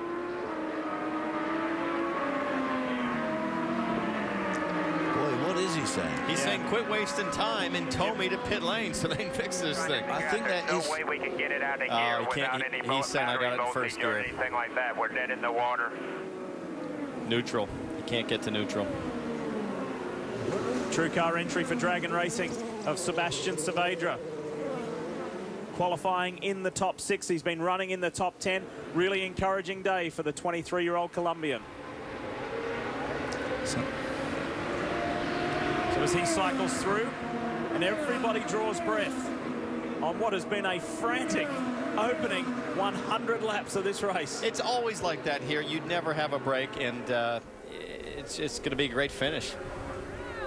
Really nice crowd here too. They've been enjoying the weekend despite the weather. How about this man? It was a crowd favorite win in Long Beach. Can he get another one? Takuma Sato. Back in Milwaukee, and we are under our third full course caution with a terrific crowd here in Wisconsin, enjoying round 9 of the IZOD IndyCar Series. Great to have you with us on our live coverage. There is the man who has dominated this weekend, 26-year-old American Marco Andretti, and it is over. Boy, that is a shame. Jan, you're there. He just comes in to get the update from Kyle Moyer. Kyle, or maybe it's ask you, Marco. Marco, what did he just tell you was the issue? Well, either the alternator or, I don't know, another part. But I don't know, I guess we're going to try to get it fixed. Obviously, your car was on rails at the beginning, but then you started to drop back. Was that related to the electrical issue? No, we didn't have a great stop. Obviously, with that fuel, and that, again, was not related? You didn't start to run low on fuel, just stopped charging? No, it wasn't fuel, yeah, because nothing worked in the car. The clutch didn't work, the gears didn't work, the dash went off, so it's obviously electronic. Thank you, Marco. You can sense his frustration, can't you? The weekend looks so promising, David. The one thing that you just can't bear as a driver is somebody asking you questions when the thing... You want to grip him by the throat and throw him out the pits. Yeah. No, it's tough. I mean, he had such a dominant weekend going. Every session, super good. It'll be one to go. One to go at the line. All right, before we run out of time, Will update us on Takuma Sato, race leader. Yeah, amazing race for TAC. Diane Hendricks, chairman of the board of ABC's here this weekend. 950 guests for them. What an amazing race for him to be leading. But I tell you what, he's going to have to make 2 more stops. They've had to flip him onto a 4-stop strategy, having stopped so early. They were hoping for 3 because he's been so good on his tires today. It's 4, though, right now. Larry Foyt, he was looking at the humorous side of things earlier in the weekend. He said, I asked our chief engineer, Don Halliday, really there's only 2 corners in this place. How come we can't get the car working better? That was after the first practice session. They've got this ABC supply car dialed in right now. And this is what Milwaukee IndyFest is all about, bringing the family on Father's Day weekend to enjoy this festive atmosphere and see some outstanding racing. The IZOD IndyCar Series Milwaukee IndyFest roars back into life at the end of the third full course caution. Sato the leader. Look for Castro Neves on the inside there in the blue, white and black machine. The PPG, Penske, Chevy. Going to be interesting here. You've got Anna Beatrice 1 lap down, running 3rd in our shot there right now with a whole bunch of cars right behind her. While we talk about the frustration as Vizo dives on the inside of Briscoe, we talk about the frustration of Marco Andretti. Think about the joy of Helio Castro Neves championship-wise, because Andretti was the closest to him in the championship coming into this race. Well, if Helio Castro Neves gets a good result here, that's going to make catching him very difficult as the season unwinds now, nearly halfway through. Look at Vizo here on the inside of Anna Beatrice. Job done. Job done. Vizo, to me, has an exceptionally strong car. He looks great in traffic. Could be our another first-time winner today. Look at this gang right here. You've got Hinchcliffe, Power, Kanan, Dixon. Simon Pagenaud tucked in behind as well. Wow, look at that Hinchcliffe getting forced up to the wall there. James Jakes in the wall there. Will Power in the 12 on the inside of the green machine, the GoDaddy car of James Hinchcliffe. 14 cars on the lead lap, only 7 seconds blanketing the top 4. 14. It is tight, it is fast. And E.J. Vizo and Sebastian Saavedra have been racing laps at in excess of 160 miles an hour. And that's fine, but it doesn't get any closer than Hinch and Will Power right now. They're leaving each other no room. And Briscoe again coming across the nose of Kanaan. And look at Power all the way down on the yellow curb. It's the beautiful thing about the Milwaukee Mile, David. Things change so rapidly, you've always got a chance. Absolutely, they do change so rapidly. Of course, you can be a lap down, but of course, it's not very far behind in reality, but still in all, it's hard to get it back when they're fighting this close and they're so evenly matched. Very difficult to make up any serious ground. On board with Simon Pagenaud. And a perfect example there. 3 cars in line. Newgarden a little bit low to the car in front of him. Pagenaud's got to go all the way to the inside to keep air on the front wing and get the front end to work. Got a little run there coming off the corner, but he had to get out of it. Making a good run. Now he's getting a bit of draft, a little lift. Of course, in qualifying, these guys hardly lift going through these turns at all. But once you start racing, you get in a bit amongst the crowd, you have to lift. Now he's saving fuel big time right there. You can see him half throttle down the front straightaway. He doesn't feel like he's got enough to get Newgarden here, so he's thinking, let me just keep saving fuel, stretch my stint as far as I can. Keep your eye on the black asphalt patches on the inside of turn 3 and 4, where we are now in 1 and 2. Tony Kanaan told Townsend and I earlier today, what you want to do is you don't want to be all the way on that black patch because it's in too tight. You get cramped. You want to be just outside it, and you can't hedge your bets either because it upsets the car. That assumes nobody's in front of you, though. Yeah. You got a car in front of you, you need to use all of that black spot.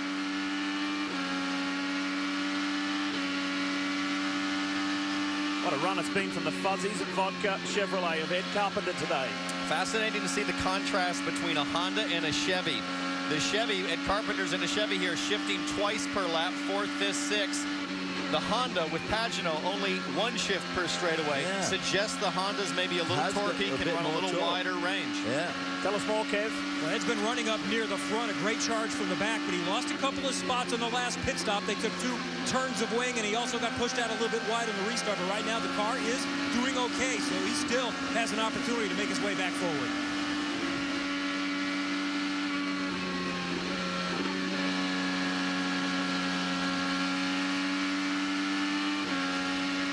To work the exit of 4, you'll get them better that way.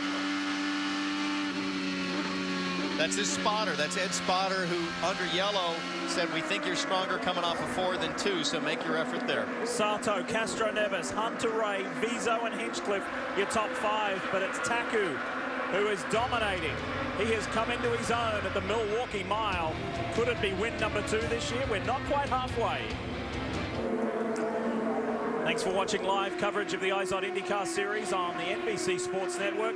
This is Simon Pagenaud, one of the many first-time IndyCar winners this year when he won race 2 on the streets of Belle Isle in Detroit. He had an anxious moment just a little while ago.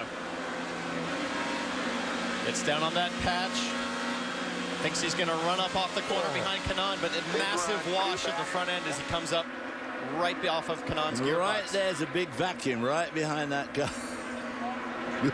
Tony Kanaan was up to 5th not that long ago, about 15 laps ago. He slipped back to 9th now. The issue he's dealing with is when he's in traffic right behind someone, he's not doing very well. He's losing spots. But when he gets in clean air, he's good. So just struggling with dirty air right now, Will. Down here with Larry Foyt. Larry, your boy's getting the job done today, isn't he? I couldn't really hear you there, but it's a good day so far. Love seeing the ABC car up front here in Milwaukee. I mean, we got so many ABC people here. It's great. Takuma's doing a great job. Car seems fast. Now we just got to try to keep it up there. He took 2 turns out at the first stop, half a turn out at the second stop. His confidence just seems to be increasing with every run. Yeah, we just started a little bit free, but now I think we've got it where he really likes the car. He's able to use his tools and dial them in. So far, so good. We got a long way to go yet. Indeed, we do. What do you reckon? Can you do it on 1 more stop, or is 2 the way you've got to go now? No, it'll probably be 2. All right, best of luck. I'll let you get on. Thank you. Larry Foyt. A.J. Foyt racing, and there's his man going by the Midas machine, Graham Rahal. Sato has 3.8 seconds lead, and here is Marco Andretti climbing aboard the RC Cola machine. It's all about salvaging whatever points you can. You got it. Those points are precious, especially at the end of the season. They'll be buckling him in as fast as they can, knowing that everything's going to count. Firestone biggest movers in the race. Pretty simple, isn't it? Elio Castroneves, 17th per second. Our top two have done an outstanding job because Takuma has done well also. And we know that Castroneves can do a lot further on fuel than Sato, so Sato could have a great big black spot over his head. With Castroneves there, we're pretty sure he can go a lot further. 2 stops for Sato, maybe only 1 more for David, I can tell you it is true that he can go farther, but everyone in that top group all have 2 stops in their future. So he's not out of sequence. Just when he would stop would be different, but they both have to stop twice. 14 cars on the lead lap. Justin Wilson is the 14th and final one. Just over 20 seconds in arrears of this man here, Takuma Sato. Are you happy with the balance? Okay. Are you happy with the balance? Yeah, I'm fine. We're going good. Don't talk to me right now. Because Takuma Sato, very experienced, did a lot of Formula 1 for Eddie Jordan with a Honda engine, and also, of course, won the British Formula 3 Championship going away, driving for Carlin. Just had a massive year when he won the Formula 3 Championship, which was a difficult championship back then. Robin? Hey, Lee, the thing's you don't see AJ Foyt on the stand this weekend because he's back home in Houston. He's probably going to miss 3 or 4 races. I think we talked the old man into finally getting a hip surgery. He's going to get hip surgery because he's having so much trouble walking. But this is going to at least lift his spirits up watching Sato win here in ABC's hometown. And I tell you one thing, if we could get Foyt off that Bluebell ice cream diet, we could get him to lose about 80 pounds. I'm glad you said that, not me.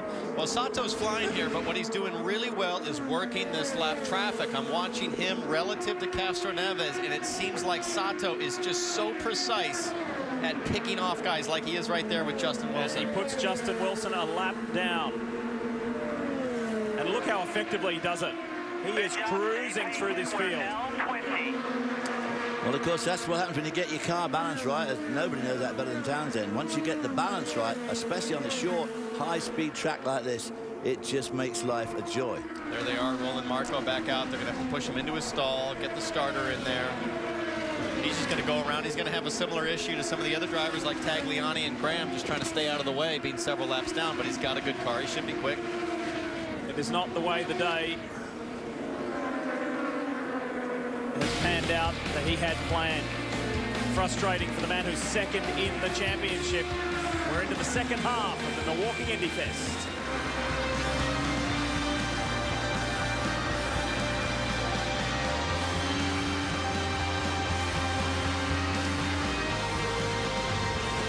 That's what busy looks like at the Milwaukee Mile as we welcome you back, and as the owners look on, Jimmy Vasser, who celebrated so big at the Indy 500 when his man Tony Kanaan won. There's the captain, Roger Penske, watching on. His lead driver, Elio Castroneves, runs second. When we went to that last commercial break, we saw Marco Andretti being rolled back out onto pit lane. Jan Beekes, what happened? What did they do?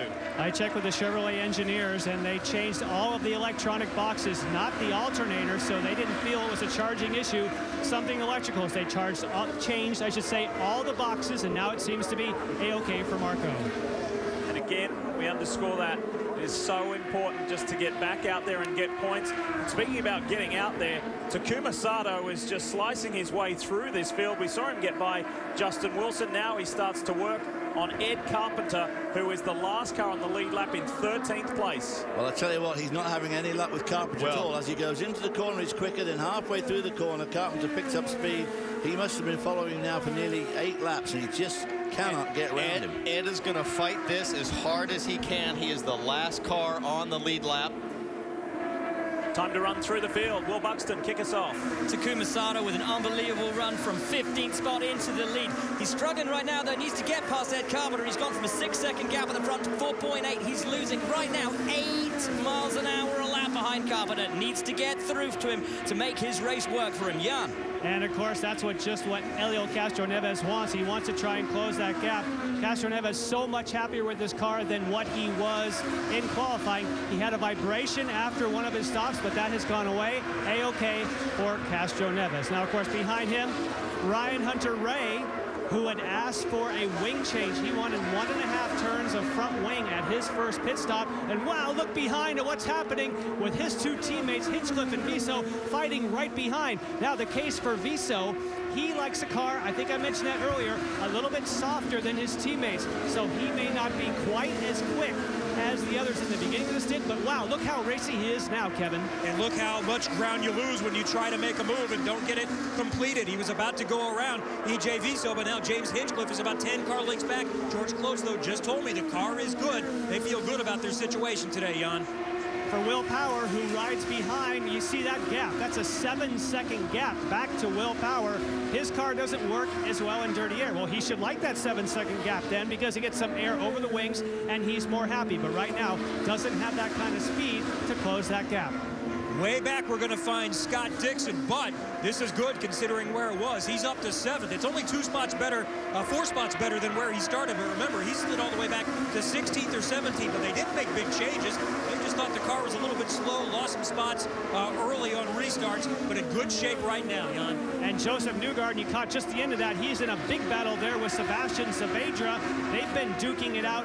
He had an issue, that is, Joseph Newgarden, he felt like the shifting was not as clean as it needs to be early on, but he hasn't reported anything on that recently. Well, Saavedra's been struggling with understeer all the way through this weekend. He was hoping for a couple of yellows to come during this race to try and clean up that track. He knows there's only one around here, and he's trying to get in that right now. Kevin. We're about 18 laps or so away from we'll see Tony Kanaan in for what should be his next to last pit stop. They've been having some radio issues. They've been hearing beeps on the radio, and they're concerned that maybe the battery is going down or something else. They're not hearing Kanaan very well. Sometimes he's not hearing them, so they do have a signboard prepared. Behind him is Simon Pagenaud there in the 77 HP car running in the 11th position. Before the race, Rob Edwards told me that they were very confident. It's a balance here. You want to be assertive, but not overly aggressive. They're not great today, but they're still staying on the lead lap, Jan. Dario Franchitti back in 12th place. You can see that Anna Beatrice putting heat on him from behind. He just has not had a good weekend. They were very encouraged overnight. They thought they found something, and Carpenter slowing. Carpenter almost went into the wall, Jan, exiting turn 4. Elio Castroneves whipped by. This is what it looked like. He is in trouble. He got way up into the gray, into the marbles, and he is just hanging on now, praying the thing completes the corner. Meantime, Elio Castroneves is closing quickly on Sato as he was struggling to get through traffic. 1.8 seconds, 1.6 now. It's as close as it's ever been. Reliving those scary moments for Ed Carpenter as he did a very good job, by the way, to keep it off the wall. The fuzzy Chevrolet's in one piece, but he is on pit road after being the final car on the lead lap. And he's saying, get those dirty tires off. And I know Ed was wanting to come in as soon as possible. He was asking, let's make this stop as soon as we can. They were trying to hang on. I think, from what I understand, he just got up in the marbles, although we can see there an adjustment to the front wing. So they're trying to hang on, but no specific mechanical issue there on that issue where he just slowed down. The championship leader has closed in on Takuma Sato. Elio Castroneves right of screen in that blue-black and white car is right there with Takuma Sato. They're coming up on the Indy 500 champion, Tony Kanaan. They blow by him. Now the fight is on at the front. Sato versus championship leader Castroneves. This is great stuff. Now those slower cars are going to be paranoid, knowing with like what happened to Ed, if I get too high, we can even see the marbles building there. This is going to force the slower cars to stay tight in the corner. It's going to help Elio get right all over Sato. Well, of course, that he got held up there by Ed Carpenter, Sato that is, for a long time there, and that allowed Elio Castroneves to catch him up. Castroneves is in. He's pitting on lap 155. Watch how well the Penske boys operating. It was slick and fast before. They need to do it again. He stops this time right on his marks. Again, you'll hear Roger Penske. He talks him completely all the way through the pit stop. No miscues whatsoever. And we keep an eye on Takuma Sato. Remember, you're going to use a lap. You will lose one lap if you pit under green, but so will Sato later on. You're right, Jan. Now, Sato's been trapped behind Bia here for several laps. When Sato's got a pit, that's going to really help Castroneves if he's got some clean track to work with. Because you just said a moment ago, that those in laps that Sato did earlier, the in and the out lap, were just terrific. And he's in. Sato's in. Watch this lap. Watch where Helio Castroneves comes out. Will, you handle the stop. We'll keep an eye on Castroneves. Taku's front tyres absolutely done in. So much graining on them after being in that understeer in the dirty air of the guys in front of him, from Carponi for such a long time. But it's a good, clean stop for him, and away he goes. That could be a deciding pit stop. Now, Castroneves has had clean air for most of this last lap. Sato's going to hit this line here. It's critical on the bumpy apron to see what he can do to get up to speed. It looks like Castroneves is going to blow right by. Castroneves is behind Ana Beatriz. Now he exits, gets through on the inside of Ana Beatriz. And there is Sato as he gets right alongside. Sato maintains his position ahead of Helio Castroneves. Great work from the AJ Foyt team. Castroneves had it going, but Beatriz got in the way. There was nothing he could do. He was trapped with Sato coming out of pit lane. Great stuff. Oh, boy, and then Sato's got, he's got a bit of traffic going through turn 2. That's Dario Franchitti. How about that? Going a lap down. Under the biggest pressure situation. Woo. AJ Foyt's boys deliver. Sato stays ahead of Helio. Two-time race winner here at the Milwaukee Mile. In the DHL Andretti Autosport Chevrolet, Ryan Hunter-Ray pits, and he is gone. Hinchcliffe in the GoDaddy machine, he pitted, he's gone, he's out and back up to speed. EJ Viso there in the Sitco entry. He leads the way on pit stop rotation. And that fight still goes on between Sato and Castroneves a little further back, but Sato has pulled about 3 seconds on him. He's flying now. Viso's our leader, but he is hanging on, and he is done hanging on. Get me some fresh rubber. David, how about the pace of things today? Well, it's electrifying, and that's what I've always loved about this racetrack. They just weave their way through the traffic, and the pace is enormous. Of course, after that rain last night, the track will be picking up rubber now, so it will be getting more grip. But as Townsend also said earlier on, once the race really gets going, offline is going to be difficult. And David, EJ Viso there finishes almost an identical time to Ryan Hunter-Ray. Ryan Hunter-Ray about a half a second faster on pit road. We'll see how that translates to the track. On rotation, Will Power assumes the lead of this race, but this is the man to watch. Power, he's on pit road.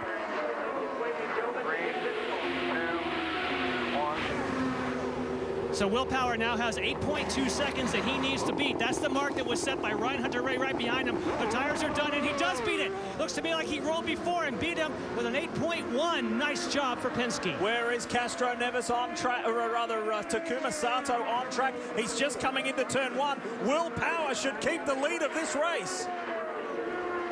Exiting turn 2 is Takuma Sato.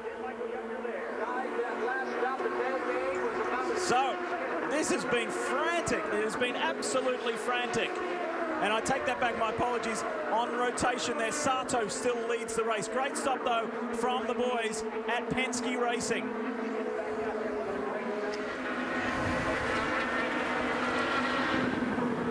Here's Dario.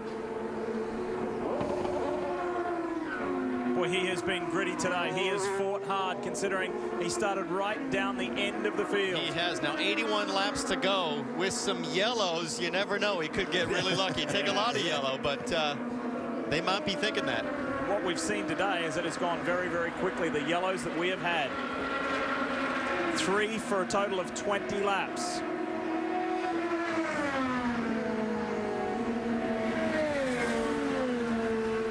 Frustrating day that started so promising for Sébastien Bourdais. Let's hear from the Frenchman.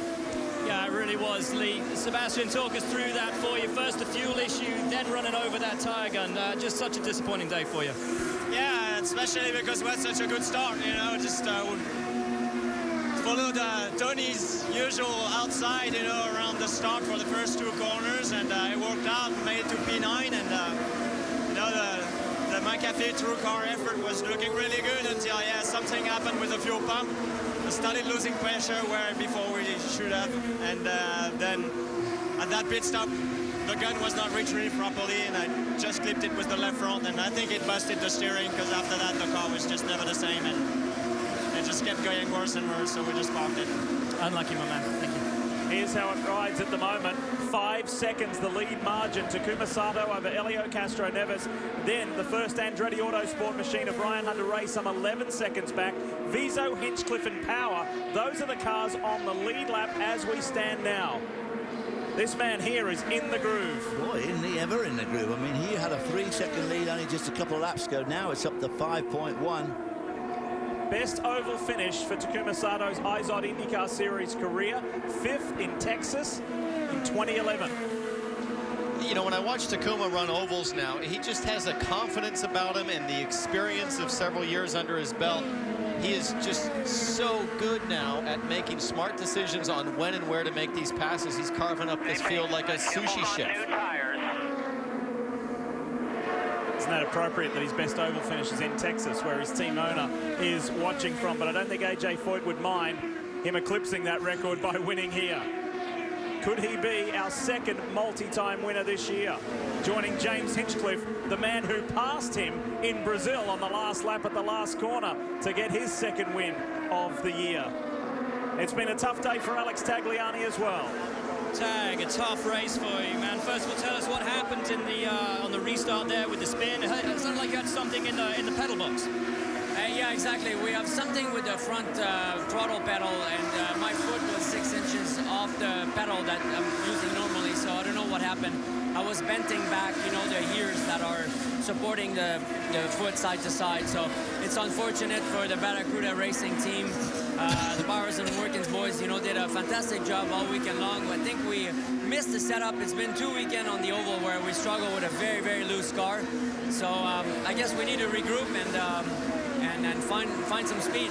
And ultimately, a gearbox issues curtailed your race today. Well, at the end, the gearbox was overheating, and we were losing pace and speed, and it was a risk to stay out there and have a gearbox blow up and crash. So it was better to come in and stop it. Better luck next time. Thanks, man.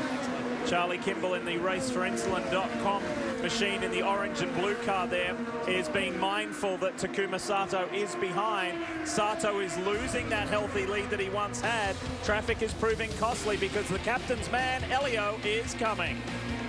Did we say a little earlier that Takuma Sato was in the groove? Well, guess what? He just got out of it and had a very hairy moment right here, as he did in qualifying yesterday, and was able to gather things up. Let's show you what happened to the AJ Foyt driver. Just like what happened to Ed Carpenter earlier. He's behind Kimball. He knows he's losing the gap. He just got loose there in the middle. Big wiggle. Saved it once, saved it twice. Now he's up in the gray, and he's just got stuff all over his tires at this point. Oh, boy. Watching on board with Marco. You see Sato up ahead, saving it. Now he's up in that light gray area. There's no grip out there. Oh, boy, no grip. And, of course, as you say, all that dust and clag sticks to the tire for the next couple of corners is pretty bad, too. Did a brilliant job to just stay with it, clean it off in 1 and 2, and hold on to the lead. And Larry Foyt said to him on the radio straight after that, way to gather it up, way to hang on, and you're still in the lead, keeping those positive vibes going. David, you mentioned this earlier, when you lose the momentum, it's massive here at the Milwaukee Mile. His lap after that was 134 miles an hour. Elio Castroneves, 151 miles an hour. Exactly, and Castroneves nearly slipped by him, but he's managed to pull himself together again now, and he's 0.8 of a second. Not going to get any easier for Sato here as he comes back up on the rear of James Jakes and Ed Carpenter. Will? Taku still on for a pit stop on lap 207. They're just calming their man down, making sure he keeps it on that one line around here. You know, as soon as you go off that line, you're getting all squirrely. The car is way too loose for him right now. They're going to take out a turn of front wing when he pits on lap 207. With 62 to go, you could stop now and get to the end. But how about the tires? They're getting tortured around here. You could stop now, but if a yellow comes out, that could be, you know, put you in a difficult situation. I promise you, most of these drivers are saying, hey, pit me now. Anytime's good. I'll take new tires. And there is Larry Foyt. You hear his voice on the radio, coaching Takuma Sato. Things have just gone so well for this team in 2013. The race victory. And now look at how close Castroneves is. Traffic being costly again to Sato in the ABC machine. 30 laps on Sato's tires, but he's stuck at this point, David. He's in dirty air. He really has just learned a tough lesson. Hey, if I push too hard, I can put the thing in a fence. Meanwhile, Castroneves is coming. He's coming up behind James Jakes and some other pretty quick guys in front of him. They're a long way down, but nevertheless, they're spoiling the air. As you can see, the front end twitch there slightly on Sato's car. Tires are probably pretty run down now. If I'm Sato, what I'm doing here is just don't make a mistake, because I've got a car that's probably better. Look at Hunter Ray, hand up. That was 5 fingers. And that's on Joseph Newgarden. Now, Newgarden runs in 8th. Ryan Hunter-Reay is running 3rd at the moment. Joseph Newgarden is a lap down. There are 7 cars on the lead lap. Apparently, race control is radioing that there's something coming loose. The safety guy is saying something coming loose on the back of the 3. Looking closely there, I don't see anything. Oh, it's a piece of tape or something. It's a bit of tape on the wing, isn't it? I don't think it's... I wonder if that's Ryan Hunter-Reay behind saying, oh, Castroneves got something coming loose. You know, pit now, pit. Flag him. Pull him in. Safety, safety. Sato, Castroneves, Hunter-Reay, 1, 2, 3. Viso, Power, Hinchcliffe and Dixon are the cars on the lead lap. Then Joseph Newgarden, Sebastian Saavedra, who's run in the top 10 all day. It's been an outstanding run from the Dragon Racing driver. And then Simon Pagenaud is in the top 10. Those last 3 guys are a lap down. 57 to go. This thing has flown by. And we're going to see one more stop for every car and then a final scramble to the end. Just thinking to myself, is it worth it here for somebody in the top 5 or 6 to pit now on the gamble that it stays green the whole time and that they can get out and get some clear running? That's the thing. I mean, it is just a gamble because obviously the last guy to stop, they don't have to put quite so much fuel in, so it's a quicker stop, less weight in the car when he restarts it. So the last guy to stop, if for instance Castroneves can wait out another 5 or 6 laps, that'll help him a lot. But running 24 is, stuck where he is. The chances of getting a yellow are very good. Yeah. Look at Ryan Hunter-Reay in the yellow DHL machine for Andretti Autosport. Here comes the defending series champion, trying to make a move on Helio Castroneves for 2nd. Hunter-Reay is the defending race winner as well. Goes to the inside, went to the outside up in the turn. Whoa, and he gets it right up the inside of Helio Castroneves for 2nd. The slide job, you see him dive in. Boy, he's got to carry the thing up mid-track. Yeah. Now he's going to start to work on Sato. Sato has rear-view mirrors full of that DHL Chevy. And Ryan Hunter-Reay is on a mission. He's 3rd in the championship points. He wants to defend that title. Sato approaching 40 laps on the tires. Hunter-Reay, a little bit fresher rubbers, got about 7 laps fresher tires, but I promise you Hunter-Reay is working full time to just keep that thing close. I would have thought 7 laps probably not enough to make that much difference, but maybe. Inside. Look at this, the runoff 4. This is exactly what he did to Helio the lap before. Have we got a new race leader? Yes, we have. And Sato seems to be in a little trouble here. We'll see if Helio can get him on the back straight. I think that wing adjustment that Sato did on that last stop, he did 2 wing adjustments on 2 stops. I think he overdid it on the front end. Now that's made the thing loose. And he's look at Castroneves diving in. Wow. He came from way back. Sato, they're coming from everywhere to push him back, and Hunter-Reay is starting to leap away. And what with these guys fighting, it's done as it's compacted those front runners. Now all of a sudden Viso can have a look. Sato just took all the air off the front of Castroneves' car. Castroneves went in there, as you say, had to lift, got it all wrong, and big gap suddenly. And Sato's in. Sato was well within his fuel rail though. He's going in, and once again those fronts absolutely abused from running in that dirty air of Ed Carpenter. Who's not going to be happy with Ed, who is showing the blue flag over and over and over. He's just going to slow Taku, but he's away. Yep, I think Will's got a good point there. That long run behind Ed Carpenter really knocked the stuffing out of Sato's tires. That's how quickly you go a lap down here at the Milwaukee Mile as Ryan Hunter-Reay flashes by Takuma Sato. Key thing to watch is when Hunter-Reay and Castroneves come in. Look in the background, you'll see EJ Viso shortly. He's not that far behind, he's only 2.7 seconds back. Here he is, the Venezuelan who has had a terrific run today. Now if you're Hunter-Reay's crew or Viso's crew, you start to ask yourself, we got to watch the lap time. When do we have to pit for fresh tires? What about that storming run? Saavedra's in trouble. We hear he may have just tagged the wall. That's a shame. That's a real shame because he's running the top 10 all day. I'm laughing because I feel sorry for this guy. He's out there hanging on. You can tell by the anxiety in his voice, I need to get in now. Whoa. Look at him up in that gray, and he is doing a heck of a job to keep that off the fence. If he hit the wall, it wasn't much of a hit. So he and Ed Carpenter did a tremendous job to keep it off the wall. Will standing by. Vader is into his box. Team going to work at it pretty swiftly as Graham Rahal comes in ahead. They're not really taking too much of a look at the car. I think they're all just going to change the tyres and everything's good to go. He floors it, lets him go, and a nice start for Saavedra. No real check on how the damage to the car is doing. Rahal in the minus entry, he's away as well. And all of a sudden, Ryan Hunter-Reay owns nearly a 4-second lead over Helio Castroneves.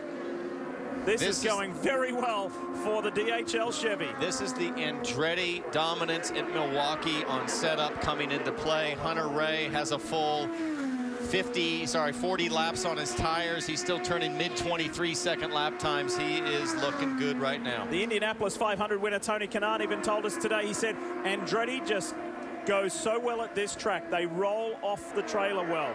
The cars perform here. Andretti has the secrets to Milwaukee.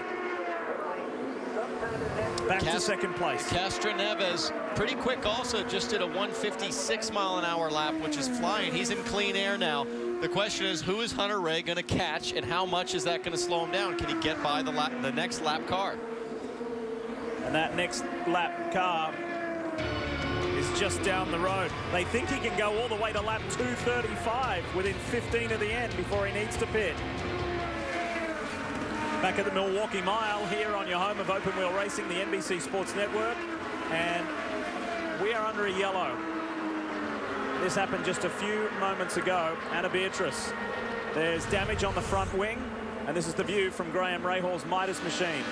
Now Anna Beatrice a few laps down. She's only got 6 laps on the tires, goes to try to make a move, has the big washout, and just loses it there at the exit of 4. To Jan Beekes. Jan? And of course, what we're going to see here is anyone who has not stopped, like EJ Viso, Ryan Hunter-Reay, you've got 3 of them in the triple box. They're all going to make these stops at the same time. They're going to lose some track position. Remember, Will Power now swings around the front as well. So Hunter-Reay, first one to let go. Castroneves also, so position stays station.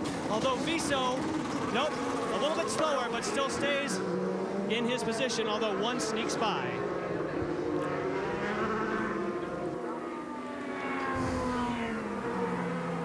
So, in the closing stages, this sets up for a thrilling finish and is looking very, very strong for Andretti Autosport. And there may be a problem for James Hinchcliffe. I'm going to show you a replay of the stop, and I draw your attention to the right rear. Here comes the GoDaddy Chevrolet.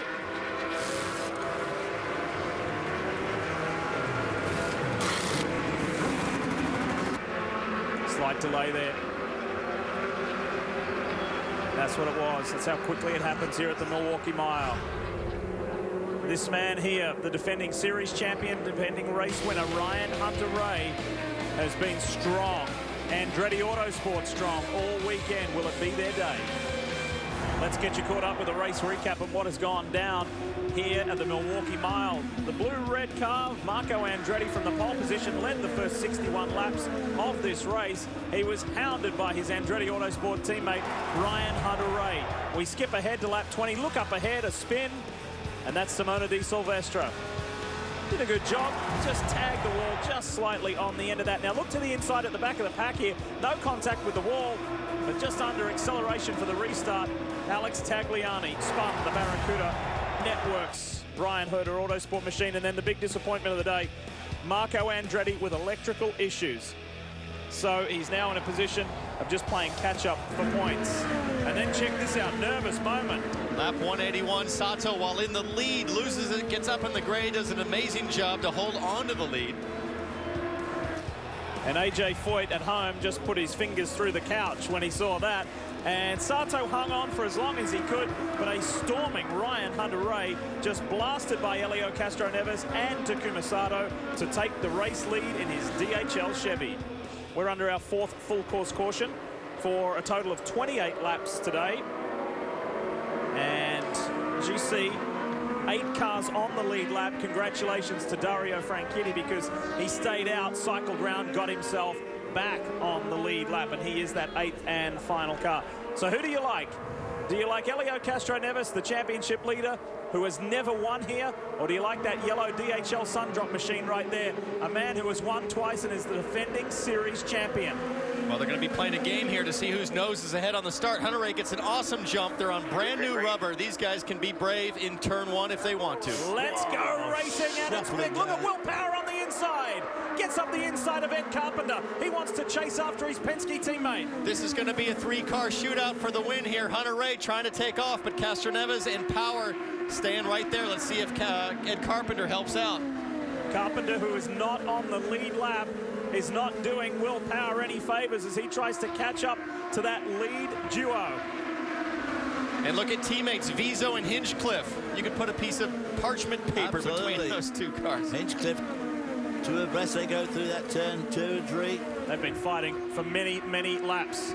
The Target boys, they're in on the lead lap. Scott Dixon and Dario Franchitti. Takuma Sato, he's only 4.5 seconds back. Here's Hinch. He's 4.5 seconds back lead, but he got absolutely the short end of the stick on that yellow coming out that allowed the other guys to make their pit. He pitted under green. He's got a lot of cars to pass on the track to get up into that battle. Car 12, the Verizon car, is Will Power. 3rd place, but he's already 2.5 seconds behind race leader Ryan Hunter-Reay. 28 laps to go around the Milwaukee Mile. Vizo trying to clear Tony Kanaan. That's what a driver does to help out when you're not on the lead lap. You can see Kanaan. I thought he was saying, I'll let you go, bud. Go ahead. Maybe he was saying, no, not now. Yeah, and it helped Hinchcliffe because here comes the GoDaddy machine. It did help him a lot, but he's trapped by Kanaan somewhat as they go into turn 3 and 4.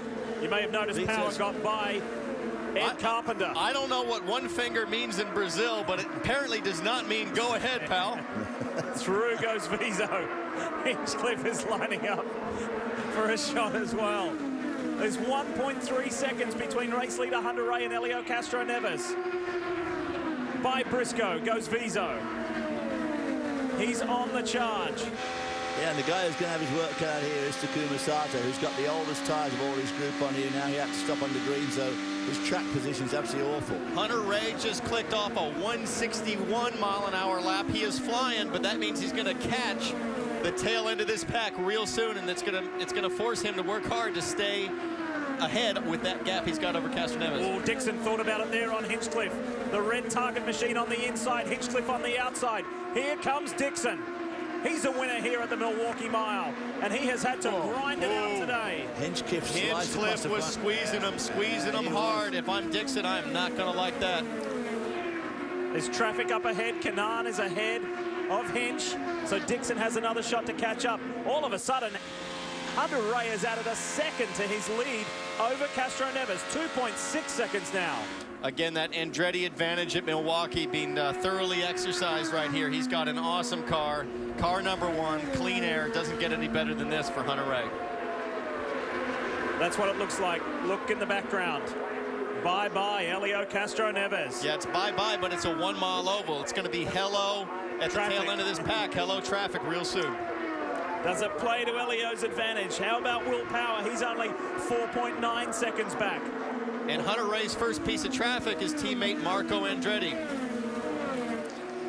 Well, poor old Marco is down, what, 73 laps, 65 laps or something, so he's going to let him through for sure. Big championship swing here, Hobbo, for Andretti. It'll be to the advantage of Castroneves and to Hunter-Reay, but poor old Marco will see himself drop. Precipitously, I'm afraid.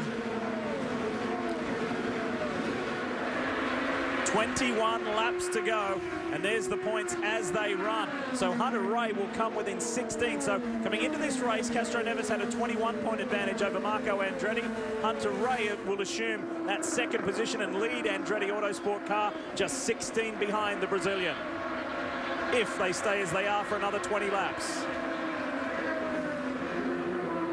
Because later on in the race, some of these guys are getting a bit tired now. The track's getting slippery, especially offline, and that's when you can make a mistake and bring out yet another caution. Look at how fast Hunter-Reay is catching the field. There is nobody even close to his performance right now. He's clicking off laps 159, 160, 161. He's got 3-4 miles an hour on the field. He's 2 miles an hour faster than Helio Castroneves. Marco doing a great job to help him out, get low, allow Hunter-Reay to keep clean air high. These guys have been outstanding. When I say these guys, Andretti Autosport, with their demonstration of teamwork this year across all 4 cars, David. It's been quite remarkable. It has been remarkable. And you know what's crazy is we're talking about a spec formula here. The races have been so close. To come and dominate like this is amazing. The Andretti family has 9 wins here. Mario and Michael combined. It's not going to be Marco's day, and it's certainly not going to be a day like it was in 1991, where 3 members of the Andretti family stood on the podium with cousin John, as well as Mario and Michael. But it could very, very well be an Andretti Autosport car driving to victory lane here at the Milwaukee Mile. We have 17 laps to go, and Hunter Ray is just about to catch the part of the field that are not his teammates, that don't particularly care. But and there they are. EJ Vizo, the second car in the Andretti stable, is down in 4th spot now, 10 seconds behind, so unlikely for them to get onto the podium. You know what else is happening too? The Penske teammates are coming closer together. Will Power is catching Helio Castroneves for second. And he's only at just a little over a second behind Castroneves. We'll keep an eye on that. This is where we find out how good is Hunter Ray going to be at the end of his stint here in traffic. He's already getting the negative effects of turbulent air off the back of Anna Beatrice, who's several laps down.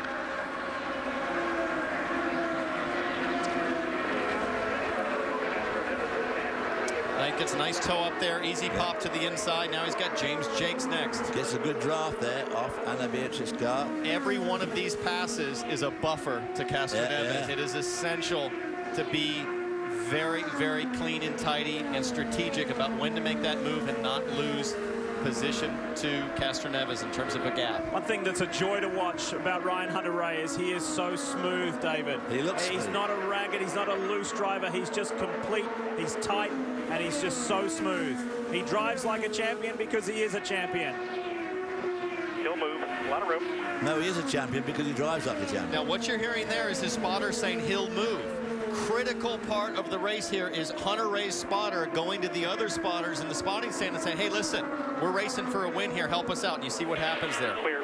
James Jakes in the Acorn Stairlifts machine makes life easy for Ryan Hunter-Reay. 12 laps to go. 12. You are plus 4.3. 4.3 to Castroneves, and between Castroneves and Power, it's only half a second. Are they going to be allowed to race to the end? Can Will Power overtake Helio Castroneves, the championship leader? Exactly. That's going to be a tough call for the captain. Here they are.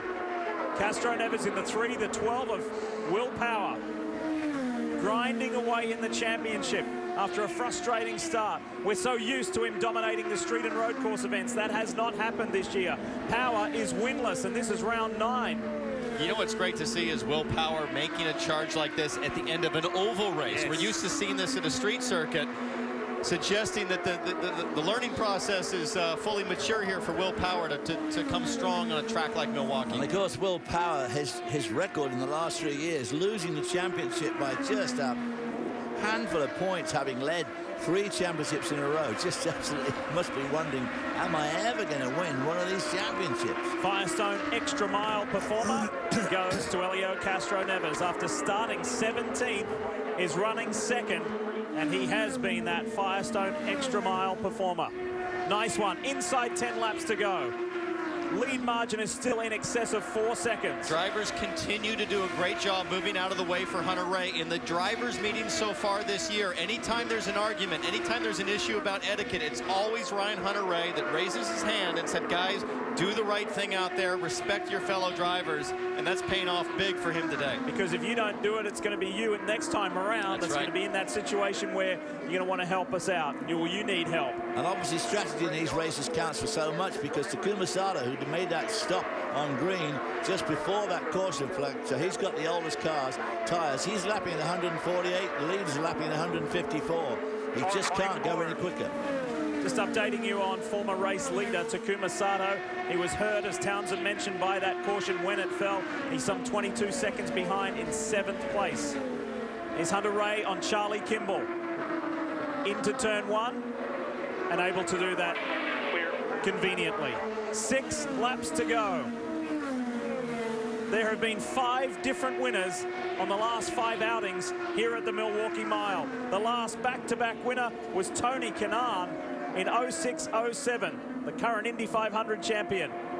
RHR is looking good to go back-to-back today. And Tony Kanan's had a miserable day too. He really was speaking to you early on, said he was going to go for the high road on the opening laps to try and make up some ground, but in the end, the race hasn't ended up well for him at all, down in 10th spot. Now, this thing's not over yet. There's 5 laps left. Now, Hunter Ray is coming into the part of the field that is still racing for position. They can ill afford to be so kind as the other cars, because these guys, every point counts in this series, and they'll be fighting tooth and nail right in front of Hunter Ray. Look at that traffic ahead, and one car, the second car ahead, is Dario Franchitti trying to stay on the lead lap in 8th. It doesn't really mean anything at the end of the day. Oh, teammates are together. Will Power on the inside of Helio Castro-Neves. Power almost on the grass. That answered our question. They are racing to the checkered flag. Wow, that was too close. Well, that was close.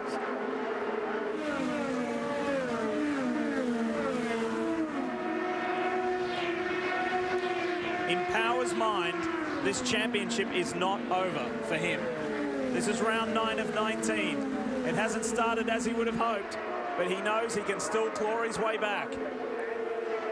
Coming into this race, he was 12th in the championship standings.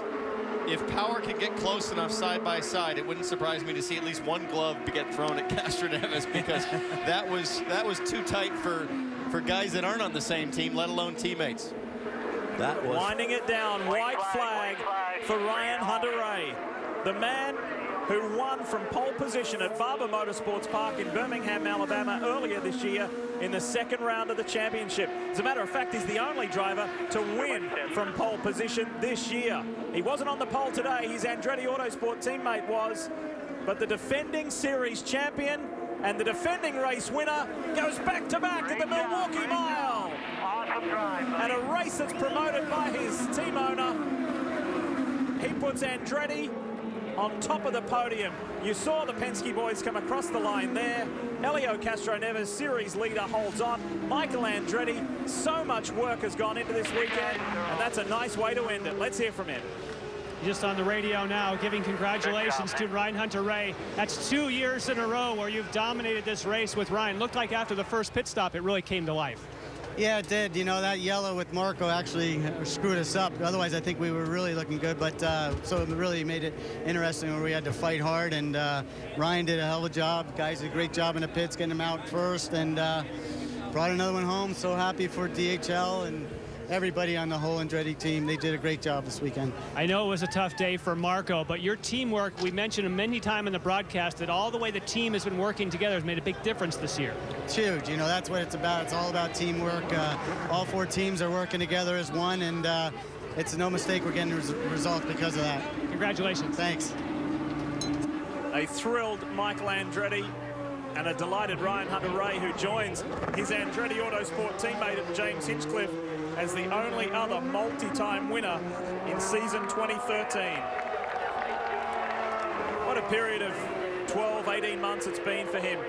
Great run last year, clinching the championship, the birth of his son, and now a 2-time winner, and certainly in this championship chase to defend it. And two-time winner here too. 3-time now, 2 in a row. 2 in a row, and of course he's looking to do what he did last year. This starts off a run of triple wins, and he's thinking, boy, I can win in Iowa now. Yeah, confidence plus.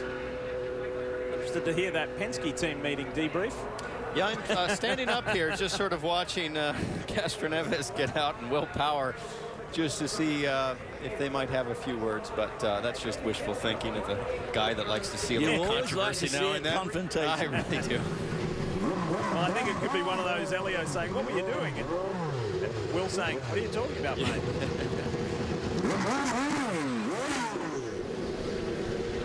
That's pretty cool. You know, Hunter Ray is he's just blown me away the last few years in terms of adversity, and he's just he's like Iceman these days in terms of battling back constantly, weekend after weekend. Anytime he's got a rough weekend, I know he's going to come back and just be so strong the next, and that's what it takes to win a championship. Just keeps a cool head, David, doesn't he? Well, I was just going to say, every time we've seen him interviewed by one of our pit guys this weekend, he's always been very straightforward, very good talking, and very cool and calm, and knows where he's going and how to get there. You can see his wife, Becky, and their young boy there. That's a sweet sight. And Father's Day weekend, what a gift. What a gift. Fantastic victory. The way he came storming through to get by Helio Castroneves and then Takuma Sato and not look back through that last cycle of stops and then pull away. Ryan Hunter-Reay, second win for 2013, and within 16 points of Helio Castroneves to lead this IZOD IndyCar series. Well, of course, as Michael said, it was a great teamwork. I mean, all of his pit stops were absolutely perfect, not a hesitation. The car ran well. The setup was obviously terrific right from the word go on the front row yesterday afternoon in qualifying, and really just has been much in control of this race the whole time. I mean, Takuma Sato had a great run at one stage, but you knew it was going to win. He wanted this one bad. He deserves it. You think about for Michael Andretti there, his son was on the pole, led the first 61 laps of the race. As a father, you would want to see your son go on and win. Then he gets it, his other team driver goes on to claim yet another win. Well, Michael was a racer long before he was a father, yes. And I don't think that's left his blood one bit. Jan. And of course, Ryan Hunter-Reay, you kept saying you wanted to bring it into the DHL victory lane, and you did that. I have to first think about the fact this is your first Father's Day weekend. Congratulations, what a way to celebrate. Man, I did it for that little guy, Ryden, my son. He's 6 months old, and couldn't be happier. Happy Father's Day, Dad, again. We did this again last year. Best dad on earth, I appreciate it. And man, it's so great to win for DHL, Chevy, and DHL Victory Circle. And look at this. We got this little guy here. Hi, Ryden. The team just did awesome all day. We had varying levels of grip through the whole race, different levels of balance, and man, we just stuck with it. And in the end, we knew what we had to do to win, and what a race it was. It was a lot of fun, and man, I'm gonna drink a lot of Sundrop tonight, I'll tell you that. We were just showing a little bit of video of you and Marco. You were somewhat hesitant at first, but then you aggressively went by your teammate. Well, you know, it's my teammate. I wanted to not go by too aggressive. You can't risk a teammate's race at all, so we had to make sure it was close. Look at this. He already wants the microphone. So, but thanks to my teammates, thanks to the whole Andretti team, just did an excellent job, and really happy to get back in the winner's circle at Milwaukee. This place has been so special to me, and have this little guy in victory lane is just magic, man. It's awesome. Congratulations. 2 years in a row for Ryan Hunter-Reay. Springboarded his championship last year. What a way to go. This is where it all began 12 months ago. The beginning of 3 wins in a row in that 2012 championship to vault him to his very first IZOD IndyCar Series title. The defending race winner is a winner again. We mentioned earlier in the show, it's part of the NBC Sports Championship season. Huge game tonight on NBC Sports Network. Bruins Blackhawks, game 2 following on from that opening game, which was phenomenal, and it's right here on your NBC Sports Network when we're done here at the top of the hour. Let's get it down to Kevin. I want to drive by this guy from 17th up to the front, a runner-up, still our championship leader. What kind of day was this? Wow, first of all, let me thank PPG, V-Power, Hitachi, SKF, Verizon, everybody. Certainly it was a great day for us. Started from the back, man. It was a tough. Yesterday I was like, man, I stayed long talking to Jonathan, my engineer, said, what are we going to do with the car, man? It was tough. Today it was definitely paid off. We were a little conservative. We have to be patient. But in the end, it was a great job for the PPG boys. Very, very happy. It's a great present. It's not a win, but you know what? I'm very, very happy for Father's Day, and happy Father's Days, including mine. Everyone. Tell me what you're thinking late in the race when your teammate Will Power comes up on you there. Did you know he was coming, and how close was that? I did. I was a little upset with traffic because we were talking about 10 laps to go, and I'm like, come on, guys. I mean, it's not necessary to stay there or just move a little bit or crack the throttle. So when I saw him there, I'm like, whoa, I didn't. Then Rick Mears, my big spotter, told me, inside. I was like, sorry, Rick, I'm already moving. But in the end of the day, it was a great day for Team Penske for second and third. Good job, Will, and now we got to keep moving on. That Power got down on the grass, but he hung on to it. So you, as I mentioned, he can handle the grass. He can handle. Yeah, he's an off-road kind of guy. So that's the only thing left in your career. We're about to the midpoint of the season now, is winning a championship. How focused are you on that as we move forward throughout the season? You want to win races, but... Hey, we got to keep doing what we're doing. That's the only thing I can say. I can't think about championship because right now we have a lot of race to go. But right now we think step by step. You can't count from 1 to 10 without going through 2, 3, 4. You got to go step by step, and that's what we're doing. Thank RP, thank again everyone from Team Penske. Great job, everyone. Man, I'm so happy today. I was told there'd be no math, no more counting. This guy's finished every lap this season. He's the only guy that's done that. That's your championship leader and runner-up today, Helio Castroneves. Over to Will. Helio Castroneves, Mr. Will Power, says that you're an off-road kind of guy, that you can handle that kind of stuff. You had to handle it, though, didn't you? Yeah, that was close. I wanted to race him very cleanly because he's leading the championship, but it was an easy pass. I'd go for it, but I was like, man, I don't want to take you out. You don't have to squeeze me that tight, but still a good result for Penske. You know, Helio continues to get good points, and cool to get the Verizon 12 car up on the podium. But, you know, we just got to keep chipping away. You know, for the meantime, kind of help out Helio as much as I can. But if I can beat him, I will, and make some hay on the championship. That's the thing. There's a long way to go in this championship. You don't want to help him out too much, do you? Well, you know, in situations like that, obviously, if I was right there with him in the points, I could be a lot more aggressive. But, hey, man, you know, it's a Team Penske. It's all about the team, and, you know, we've got to keep that in mind. Listen, man, talk to the fans back at home, because people watching this on TV, I think they need to know about the physicality of this place. You've just done 250 laps. You look fresh as a daisy. You know, you could go on and run again. I'm sure you don't want to, but just tell us about the physicality of this place, what it means to get on the podium after what is a hugely physical race. Yeah, I'm stoked to get on the podium after the year we've had. You know, it seems like the ovals are getting our best results right now, but man, that was physical. Like a lot of G-force. You have maximum downforce here, so cornering speed's really high. But and you got to remain very focused because it's obviously such a short lap. You're always in a corner and you're always in traffic, lap traffic. So very happy for the Verizon car to get that result. Bravo, well done. Great to see you back on the podium again, man. Congratulations. Nate. Will, and isn't it odd to say that was the first podium for Will Power in a racing season here at the Milwaukee Mile. Best result of the season. You know, he says it's all about Team Penske, but David, it sure seemed like it was all about Helio Castroneves going into turn 3. That was very close. It was incredibly close. That right front was just so close to the left rear of Helio that a couple of your is this your service department? This is my friend, yeah. Entertaining. Straight in from David Hobbs Honda. I saw one of these guys on a unicycle. We'll try and get Hobbo up there after we finish off the air. Hey, so much more to come from the Milwaukee Mile. Welcome back to the Milwaukee Mile, just outside the city of Milwaukee, and a great race today, a very hard-fought race, and a fantastic result for E.J. Viso, who has his best finish here, at least in Milwaukee, as a 4th. But you got a chance to lead, but then something in a pit stop that put you back?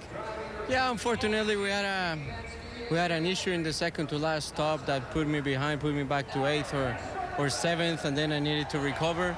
We had a car that was able to win the race. We had a good strategy going. I was battling with Ryan, my teammate. You know, one of us was going to be the winner. And of course, he's the winner now, but I think that little mistake in the pit put me behind. Then at the last restart, Ed Carpenter didn't help me at all. Like driving with 2 or 3 laps down, just blocked me for no reason. And at that point, I pretty much lost the gap, lost the contact with the 3 guys in front of me, and that was it for me. But you have to be encouraged by that. I mean, when you come in and there's a pit stop and there's a problem with a wheel gun, you still have to be encouraged about the fact how fast you were and how fast the car was. No, definitely. I'm very grateful of the car that the team is keep giving me, and I believe that we're very close on winning a race. We've shown in every race this year the performance that we have, putting fast laps together, qualifying already 6 times in a row in the top 5, and we're just very close. I keep fighting and just looking onto Iowa right now. Very, very close, and Iowa should be a good track for E.J. Viso. Will? Standing by with James Hinchcliffe. Hinch, mate, given where you started, given where you finished, is it a disappointment, or is it, I mean, we were talking earlier, you say it's just a huge result to finish the top 5 here in Milwaukee. Yeah, I think anytime you're in the top 5 in a series as competitive as the IndyCar series is right now, it's a good day. You know, it's just for us, starting on the front row, you always wanted a bit more. But after where we were in practice, we got to be happy with this and getting the GoDaddy car in the top 5. I feel like we had the single car pace to do it, but we were a little bit off in traffic. And man, I feel like I spent 200 of those 250 laps behind some lap car, and you waste time, you waste tires, you lose positions. It was definitely a lot of work out there today. But congrats to Ryan, obviously happy for him, and man, the 3 finishing Andretti cars in the top 5. We're doing something right. You certainly are doing something right. Listen, Ernie was talking about it earlier.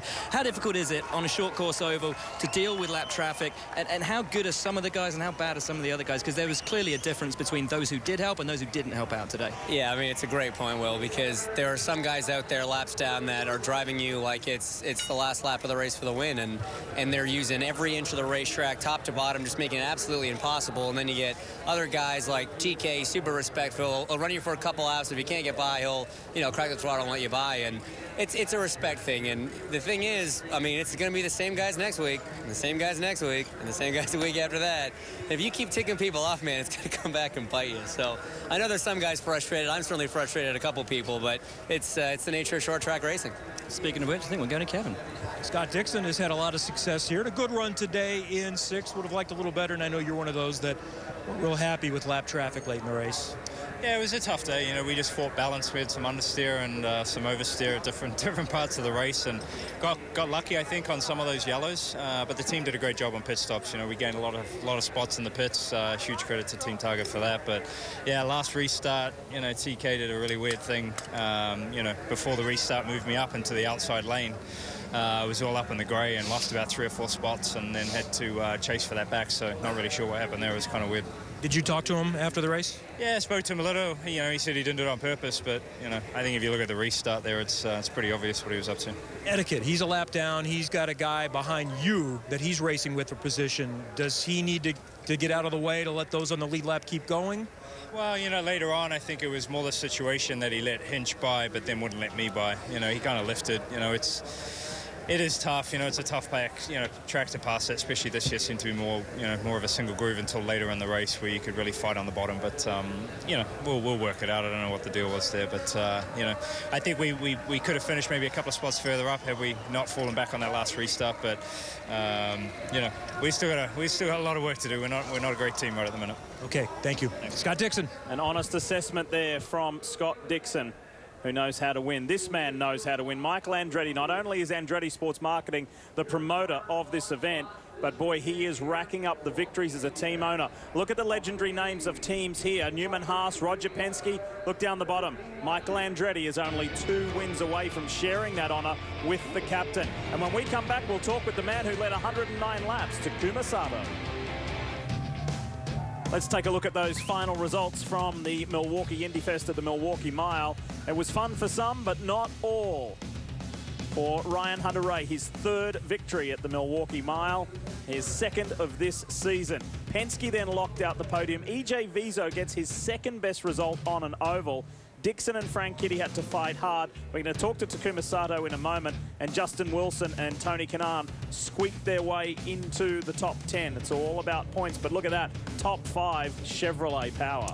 Yeah, I was looking at those bow tie logos and thinking, well, that's kind of how everybody predicted this was going to be Chevy strong, but those are the top 5 best handling cars. I think it's less about power here of all racetracks. A lot about handling, David. Absolutely. And there you see the rest of the runners. Joseph Newgarden finished down 11th. He must be a bit disappointed. Tristan Vautier was going very well early on, but somehow he got left out in the lurch and got down there in 21st. Not what he wanted. Sebastian Bourdais made that fantastic first lap, and then it all went wrong. Well, after leading 109 laps and finishing 7th, I wonder how Takuma Sato feels. He's with Jan. Well, I have to say, Lee, I know that we all enjoyed watching Takuma Sato. That was a heck of a race out there. They were slicing and dicing, leading, charging from the back. But then you got high. You started to slide out high. Was the tires at that point starting to give up? Yeah, I think we need some investigation, though. We were really happy.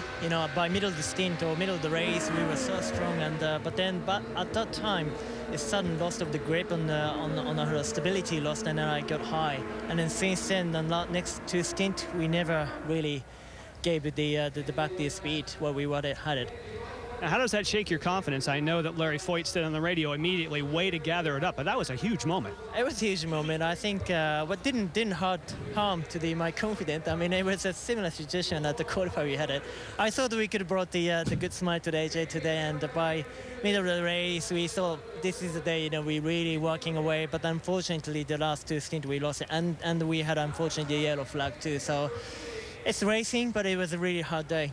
It was fun to watch, and it was the best finish, at least here from Milwaukee, for Takuma Sato. And there's been some big movement in the championship standings, Jan. Take a look at this. Marco Andretti goes from being 21 points behind Castro Neves to drops to third and 50. Ryan Hunter-Reay is now within 16, so that's nice and tight. The man we just heard from, Sato, jumps up a position to fourth.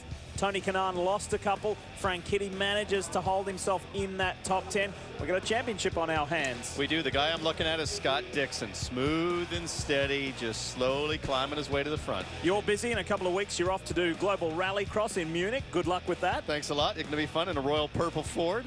And Hobbo, it's been fabulous having you here. Did you have a good time? Well, it's been great to be here too. Stay away from this. Stay away from this. Oh, my God, yes. Cream puff battle. That reminds me of Brian Redmond at the Elkhart Lake at the Seepkins Resort many years ago. Is that a local delicacy, David? Cream puffs? Cream puffs, exactly, yeah. I'd have to go to the circuit. Well, listen, thanks. You were hospitable the other night in hosting the NBC gang at your own house, you and Margaret, so thanks for your hospitality.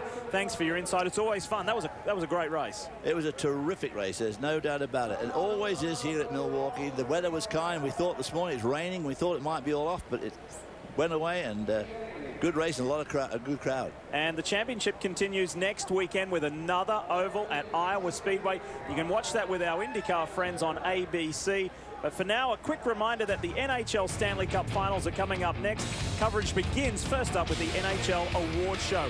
The Eyes on IndyCar Series continues here on the NBC Sports Network Saturday, July 13 at 3 Eastern for the first of two races in Toronto. And F1 Steve Matchett will be joining us for that. As always, for more information on the series, log on to NBCSports.com. We congratulate Ryan Hunter-Reay for winning, and we thank you for watching the Eyes on IndyCar Series on your home of open wheel racing, the NBC Sports Network.